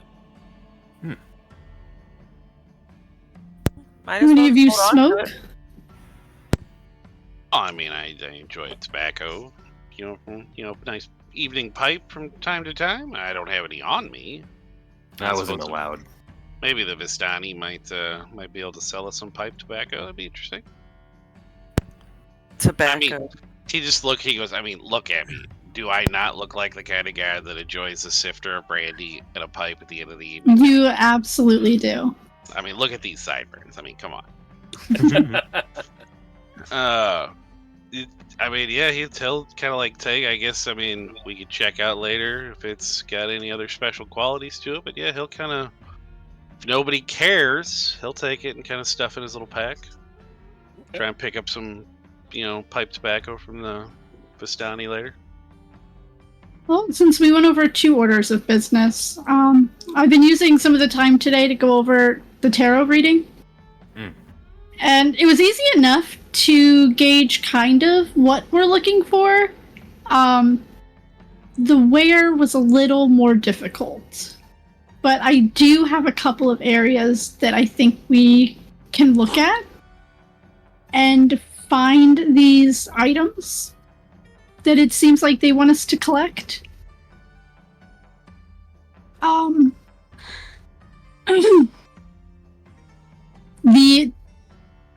was talking to one of the Vistani, and they said that Strahd got really mad and flooded this town. Aldra? Aldira? I wrote it down. Aldrea. And we could find, I think it's a book. I think it's it kind of sounds like one of those romancy things that Cog writes. History of love, sorrow, vengeance, and regret. I don't know. All the histories I've ever read are in books, scrolls, things like that.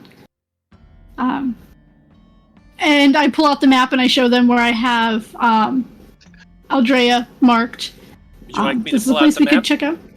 Please. I'd appreciate it. You know how to ask. Yeah. Oh my god. Do I know how to do it? Is it what I... You gotta sing the map song. The Dora map song? I would assume. The map, Of course. the map, the map, the map. Is that literally just it? Does he say anything else? Oh no, I have no idea. there's an actual song. There is. I don't know it, but there is an actual song. I know the backpack one. I don't remember. I do know the backpack one. I actually had a DM who would make us sing the full song to get the map out again if we lost the map. That's very funny. Yeah. I love that. So it's just a little throwback. But there you go. There's the map. And this is the area. There's Aldrea along the river. There's also there was also mention of a tower on the lake. And to me, this looks like a tower, and this is a lake. And that's kind of on our way to where we're going. And there was some mention of a mad mage in the Mount Baratoke Mountains. With an opulent mansion. I'm curious, because, there was the legend of, some mages that weren't from around here rally the townsfolk and try to take on Strahd. I wonder if, could that be one of them? As you It say could be. that, Irina, who had walked along with you, she says, "Oh, they had a story about a wizard that they told us about while you were all in the tent with Madame Ava. It was very interesting. And to give you the TLDR, Oh my god.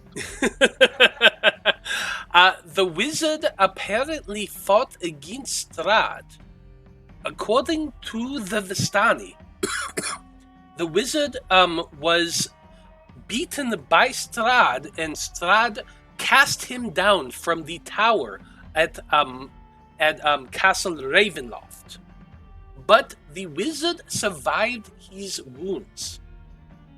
The Vistani said he went mad in the process of fighting Strahd, but he somehow survived and currently roams the slopes of Mount Baratok. Yeah, that's kind of the similar story that I heard. I was actually asking about a place with amber doors, and that's where he came up. Well, I suppose we should probably check this person out. I do not Maybe they know. can help us. I do not know of any place with amber doors, but my father used to talk about the alchemist Van Richten, and said that he traveled with a swordsman and a wizard. Could the same wizard that fought Strahd be the one who rallied the people alongside the alchemist? Did your father ever mention the name of the swordsman and the wizard?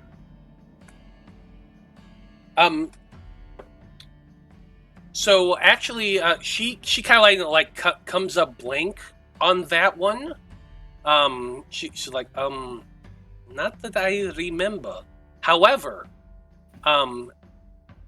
you have heard the names before, and I'm going to allow you guys to make a history check to see if you can remember what I told you basically 2 or 3 sessions ago. I think it was 2.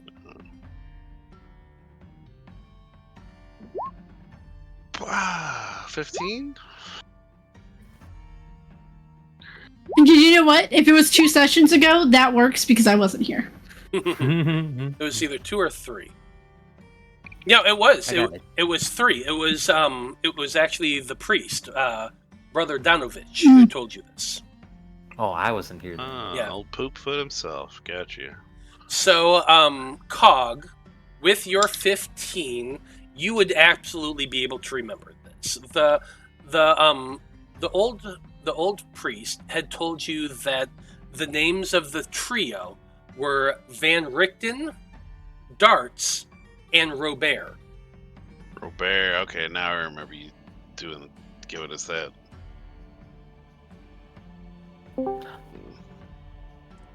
Hey, Natalie. Hi. But it looks like, from what I can tell, we're looking for 2 books or scrolls. Different things that record histories. Alright. I I got a good nose for that stuff, so we should be able to hopefully hunt those down. I mean, this is also would be in your purview. Some kind of holy symbol. Well, there are many holy symbols. Does it give any other information? Powerful force of good and protection. Well, I mean, I guess the main one around here we've heard about is the Morning Lord. So I wonder if that means something of his. It could be, but it would be by the lake. That's the one where it talks about the tower on the lake. Okay. Right. And that is up past Zeros, right before we get to Algeba, yeah. And it is on our way, so if we want to make a pit stop, we could do that. Maybe this wizard is the one who has a sword of sunlight. I don't know if it is a sword of the sun or it's just I guess, I mean, is that something that it's, because I mean, I know what it is, you know what it is, but is that something that it's a common item that we would have heard of a similar one in Europa, or is this something we're going to just play up? It's strictly a Barovia thing. You're talking about the sword? Yeah. Yeah, this is not something that exists in Barovia. So it's a unique one here. Okay. Yes, correct. Well, I mean, maybe, there are many weapons that, I mean, I assume radiance is what it's shining with. Maybe they can help us. Or, that swordsman, the darts individual, maybe that was their weapon. Well, this is the one that is behind a set of amber doors. And that is where the wizard... The Mad Mage. Yeah, so, yeah. I do have a question, though, because it does say the treasure lies in the dragon's house. the Dragon's House the one that is beyond that set of amber doors? Because those both speak of a treasure. You know what? Well, I guess- Yeah, well, that was the card that was supposed to lead us to someone who will help. Well, no, because it I says don't know what's gonna. the treasure lies no, in it's- Dragon. Oh, My bad. There's a lot of different fonts, and I got confused. Yes. yeah, because I see that the treasure lies in the Dragon's House, and then the one above it, a couple above, it's like what you seek lies in a pile of treasure beyond a set of amber doors. So maybe the amber doors are on this Dragon's House. Well, that's on the second card. The third card is the dragon and the sword. Yeah, the third I don't know card anything is- about a dragon. In hands once clean, now corrupted. I didn't ask about a dragon. I tried to keep my questions That's good, yeah. I mean, kind of on topic. Because if she's leading us to things to defeat Strahd, we shouldn't let a whole lot of people know this. maybe that's is something we can ask about when we get to this this abbey. Some more of these information they might be able to tell us.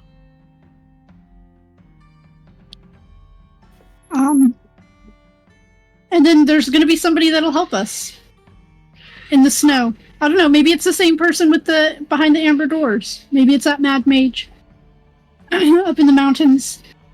Well, they just seem to be helping on all kinds of fronts. Well, I mean, if he led the first one Yeah, it's or helped lead the first one, would be a good ally to have.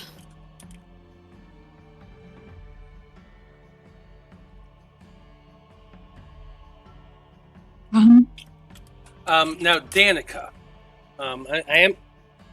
you have been walking along the lake, around the Vistani camp and along the river a little bit, but your friends did sell the jewelry that you had acquired in the Death Inn. In total, you got about 975 gold pieces. So far, Urzak had purchased a battle axe for 200, and they also were talking about purchasing for you a hand axe that has been coated in silver, which cost 105 gold pieces. The other items that they looked over, I just want to make sure that you're aware. There is a +1 dagger that costs 500 gold pieces. 400 gold pieces. A short sword, a +1 short sword that they're selling for 500 gold pieces. Both of these items are things that you could use that would be arguably better than your rapier. I know you're asking about that because your rapier, while doing 1d8 damage, is just a basic rapier. It's not magical. A +1 short sword is a magical short sword. It only does 1d6 damage, but it is considered magical. On the other hand, what they were proposing you buy is a silvered hand axe. Silvered weapons affect beings that are allergic to silver. Apart from that, it's just a 1d6 weapon. So it would kind of be something that you could use occasionally. But there's also those 2 magical weapons, if you are more interested in either of those. No, that's fine. I'm okay with the hand axe. My real question is, what's the ring? So the ring they never actually asked about. It is something that the blacksmith wore on her hand herself. But since you have just joined, we can kind of rewind a little bit, and you can retroactively ask about it if you wanted to. What she tells you is that it is a magical ring, in fact. It's something that's been passed down in her family and is exceptionally expensive. Oh, well, it sounds like we're not getting the ring. Yeah. I don't know. Urzak might be able to get that ring. We are staying all night. Oh my god, Urzak, hustle it. He's Take one gonna for the team. whore out the paladin. It's not very I mean, he does have a nice butt.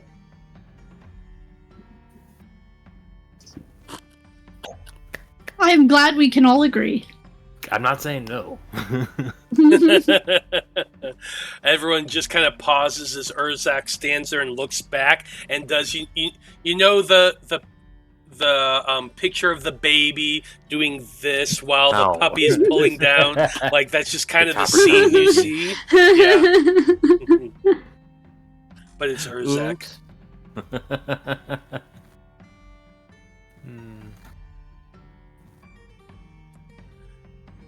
But anyway, so it's up to you. But you're now currently, if you're keeping the hand axe, I will go ahead and add that to your sheet before next session. It's literally just a regular hand axe, but it's silvered. So silvered things do different things.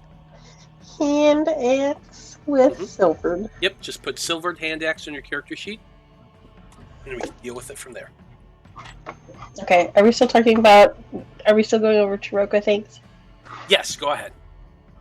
Oh, no, you guys can keep going unless we're done, and then I'll talk. I'm waiting. I think I'm that was pretty much. I think that was pretty much it on the Chiroka deck. There are still a few things that I don't really know because it's. Hopefully, we'll be able to figure it out.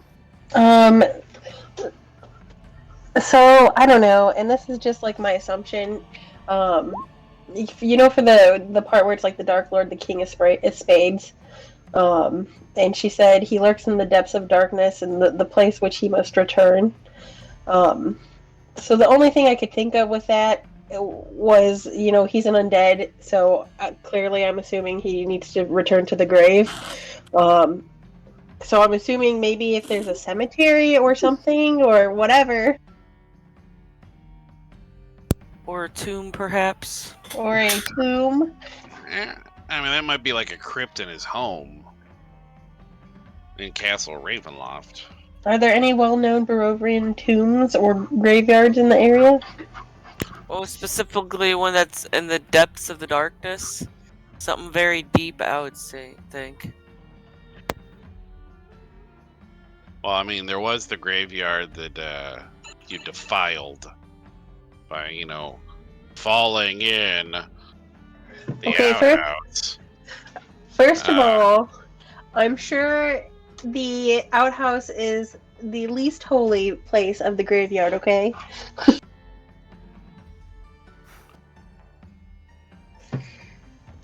And I want to pose my question to Irina. Does she know any local graveyards? The only graveyard that I know of is the one that I grew up in. Now, or across from, in Jova Village. It is a unique place because at midnight every night, the spirits of the grave rise up again and fly from our town up to Castle Ravenloft, where they walk up to the tower and jump off of it again to disappear. Other than that graveyard itself, my father used to mention that in the town of Veros, their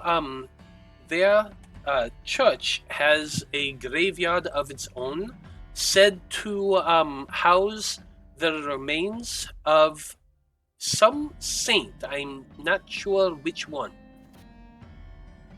He also used to say that Algiba at the Abbey had a large graveyard.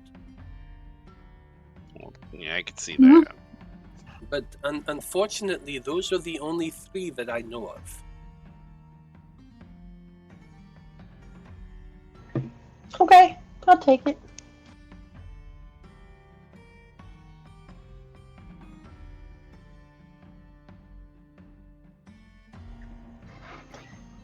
Okay, that's all I have.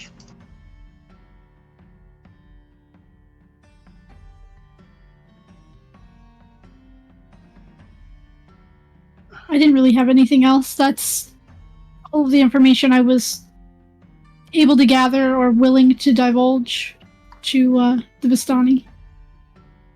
Oh no, it's a good start. It's a good start. But we can get to sleep and head for the windmill first thing in the morning. We should be able to get there by nightfall. If not, early the next morning. Sounds like a plan to me. So you're all heading back to the Vistani camp, planning to try to camp along with them. I assume you all kind of push Danika in front to ask whether or not you can stay with them overnight. Yeah. Yeah. I made one mad, so... Yeah. And with that, I do know, because as a bard, your persuasion is automatically an 18 no matter which, which is more than enough to convince the Vistani to allow you all to sleep there. They have an extra tent among their supplies that they'll lend you for the evening. You have to put it up yourself and all that, but that's not a complicated thing to do. You all know how tents work. So you're able to do so and stay there with the Vistani. Now, as darkness falls, you all return to the camp and convince the Vistani. They have a very large festival that evening, as the Vistani seem to pretty much every night, or at least the 2 nights that you've spent with Vistani. There is singing, there is dancing, there is plenty of wine passed about. What do you all do during this time? Do you participate with everybody else? Do you have any things you wish to accomplish over the evening and into the night before you all head off to your tent? Anything like that? I think Cog would procure some pipe tobacco if they had some. Just, that's a simple thing. A simple pouch of tobacco would probably cost like 2 copper pieces. It's not expensive. Okay, yeah. I'll go ahead and mark that up. Okay. And then, I think, if they're gonna, if they do, storytelling or something like that, he's read book after book of Conclave member, actions and things in the past, and I think he would probably, do his best and, regale them with tales of Apolly and the Dragon, one of his favorite stories, of him, and probably at the tournament would be something he would probably, depict of how he, struck down the evil Grovajar in single combat, and so it's, though he probably has a hero complex and famous Conclave members, he's probably, Thomas Rothman's probably like a fucking god to him. And so the Fab Five would be great, but yeah, so he's definitely gonna, I'll do a roll if you want, but he's gonna be enthusiastically trying to tell them the stories of, Apolly and the Dragon. I think since you're getting up there and telling these stories around the campfire, I would like a performance check with advantage. You can absolutely guide yourself before doing this. Does anybody want to kind of assist Cog as well? Oh my god, yes. Can I play music to go with his story? Yeah, you absolutely can, and you can add a d6 of inspiration to this roll as well, as Danika gets on her instruments and starts adding some mood music and those embellishments that only music can at the right part of the story. Absolutely. You said performance, all right. Performance. Yeah, we don't need shit.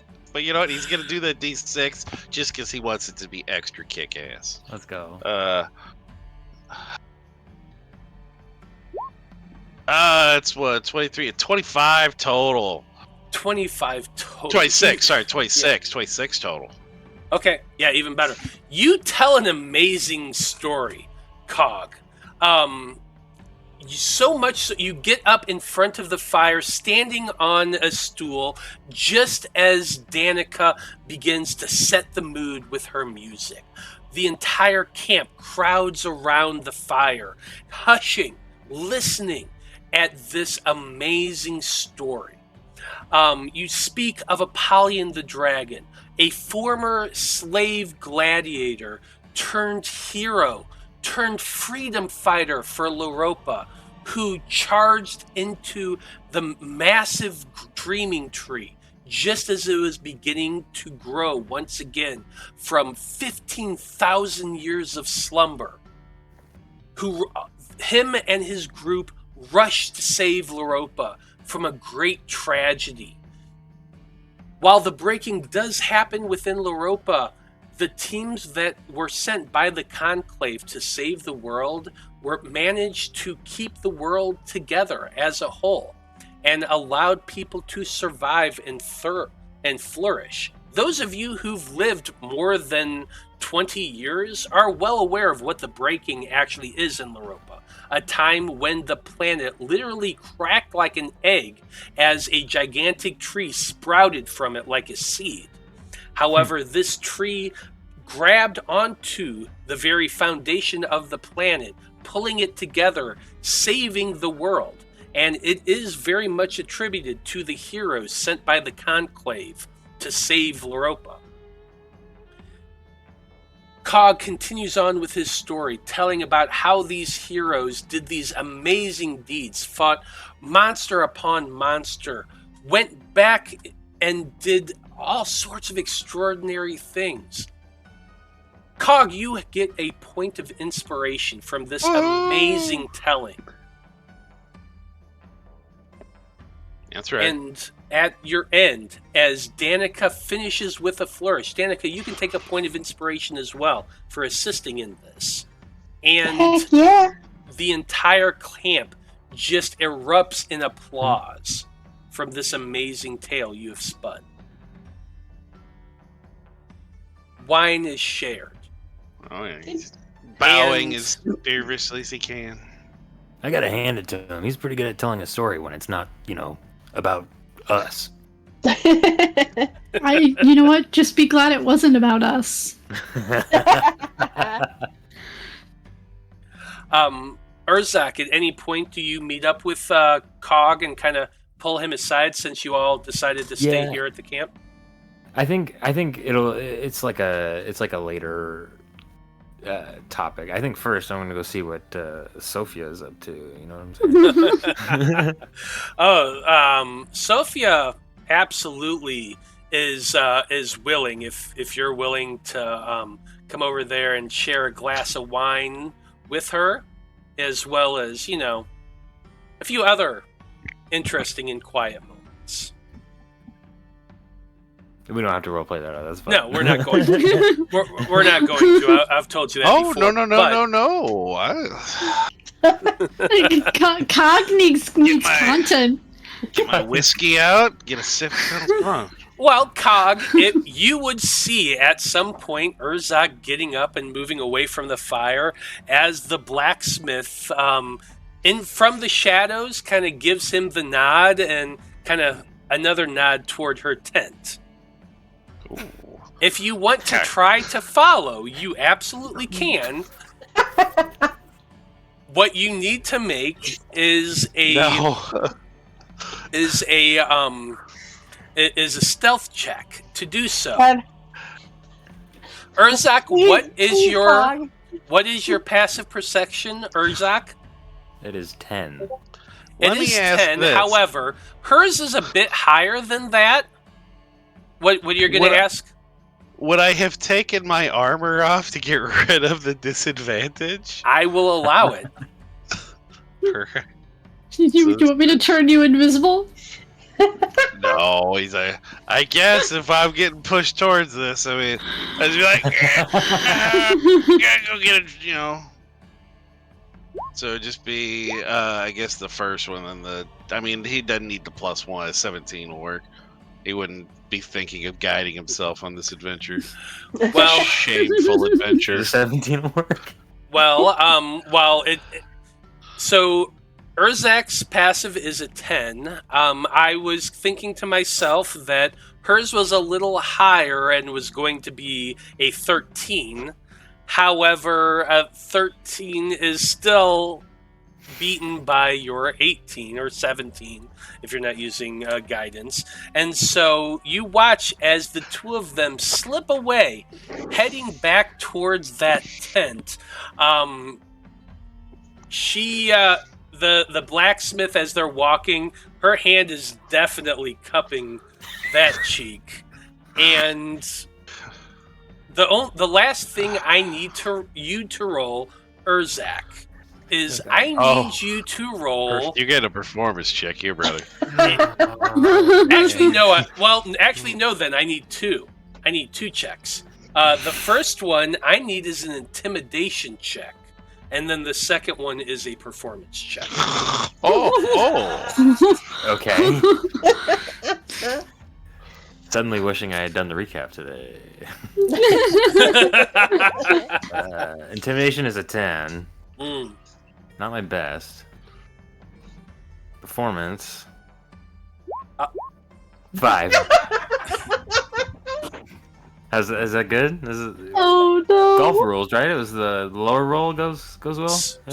So what actually happens is that you have a very nice time while this big burly blacksmith absolutely dominates you. You know, Just that could 100%. totally be what he's into. The intimidation was to see who is the top and who is the bottom. Oh my god. The performance was how satisfied they were afterwards. And the next morning, as when you do eventually awake, she does, kind of pat you on the back. Oh, the shit. Poor Urzak. Can we get, total the walk of shame? Like, he's just carrying his armor, just dejected back to our tent. His hair is messed. Does he have hair? His hair is all messed up and tangled. He's got bite marks everywhere. That's funny. It's canon in my mind. You all eventually retire to your tents, and you are able to achieve a long rest. Woohoo! And actually, I think that's probably a great place to end things for this evening. Do you want to squeeze in whatever he's wanting to talk to Cog about, or do you want to We wait can do it till at a the later next point. time, It doesn't or- need to be today. It's just something before we get to the monastery. Okay. And we have That's a fine. lot of time before then. Yeah, we got road. The Yeah, road you too. absolutely do. Okay. That's So we can totally leave it fine. on that note of all notes. I feel like that's. I mean, I'm absolutely willing to let you have a conversation before we sign off. But I was throwing you a bone just like you tried to throw her, and to let you have something a little better, but it's fine. I think this is an excellent place to end things for this evening.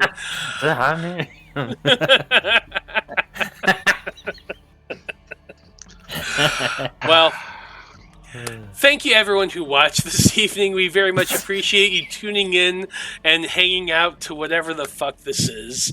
Come back in 2 weeks when the Conclave expedition leaves the Vistani camp and continue on with their journey, escorting Irina and the young Davos across Barovia. It should be a lot of fun, I guess. No, it really is. So, as always, I go around the table and have everybody tell us who they are and where they can find us on the internet. I don't remember who it was the last time I went with, so Joe, why don't you go? Well, I am here Mondays at 7 with DFAB5. I am Blood from a Stone. Things are starting to really pick up there. I mean, I think some of stuff was just slipped out about what potentially could happen. Hopefully, we can live up to that. But I'm Blood from Stone on Twitter as well. I usually just tweet stupid things that conservatives are saying dumb shit. And D&D stuff. That's about it. Okay, Natalie, why don't you go next? You can find me here on Random Rhapsody. If I'm not here, you can find me on Twitter at Maddie Baby. Okay. Dyto. I'm Dyto. You can find me on Twitter at Dyto11. I'm here every other Wednesday. And you can usually catch me over on the Lost Caravan, where I do a lot of streams and behind-the-scenes stuff. Marty, go next. I'm Marty. You can find me here as Urzak. You can find me at the Bard Rock Network as well. I am currently on Bard Rock Cafe as Baragon Doubletail. You can catch me on my show Wayfaring Strangers, which I believe before the next time we play, we'll have a new episode out on September 11th, I think we're shooting for. So be on the lookout for Wayfaring Strangers, The Uncanny Valley, Part 1, September 11th. Looking forward to it. Yeah. Okay. Brandie, go ahead. Well, you can no longer find me here every Monday as the Debauchery Circus campaign is ended. But I am still here every other Wednesday as Vide here on the Curse of Strahd campaign. I'm also on Twitter, Instagram, TikTok, all that as @RiverDragon82. Okay. Well, I'm Matthew R. Dawson, your friendly neighborhood host and GM. Let's see, what's going on for me right now? I will be on the Trans versus All on the Table content on the second Saturday of September. Sometime in September, I believe I also have an episode of Bard Rock Cafe where I GM'd for them for a fun little one-shot called Rock Around the Clock, which should be coming out sometime that month. So if so, go follow September Bard Rock. 19th. So September 19th, thank you. So definitely go give them a follow so you can hear that insanity. Other than that, I kind of have a lot of stuff in the works here on Random Rhapsody. We're in the process of putting together 2 new campaigns. One that's going to be starting up in Q4 of this year. The next one's going to be starting up at the end of the year. We also have a one-shot that's going to be coming up here soon at the end of October. Our annual Halloween episode is coming up soon. So stay tuned for details for that. That's going to be a lot of fun. But other than that, on behalf of everyone here in Curse of Strahd and everyone in the Random Rhapsody crew, I just want to say thank you, folks. It's been a delight. So long. Good luck. And until next time, may you live until you die. Until you die. Thank you very much, and good night.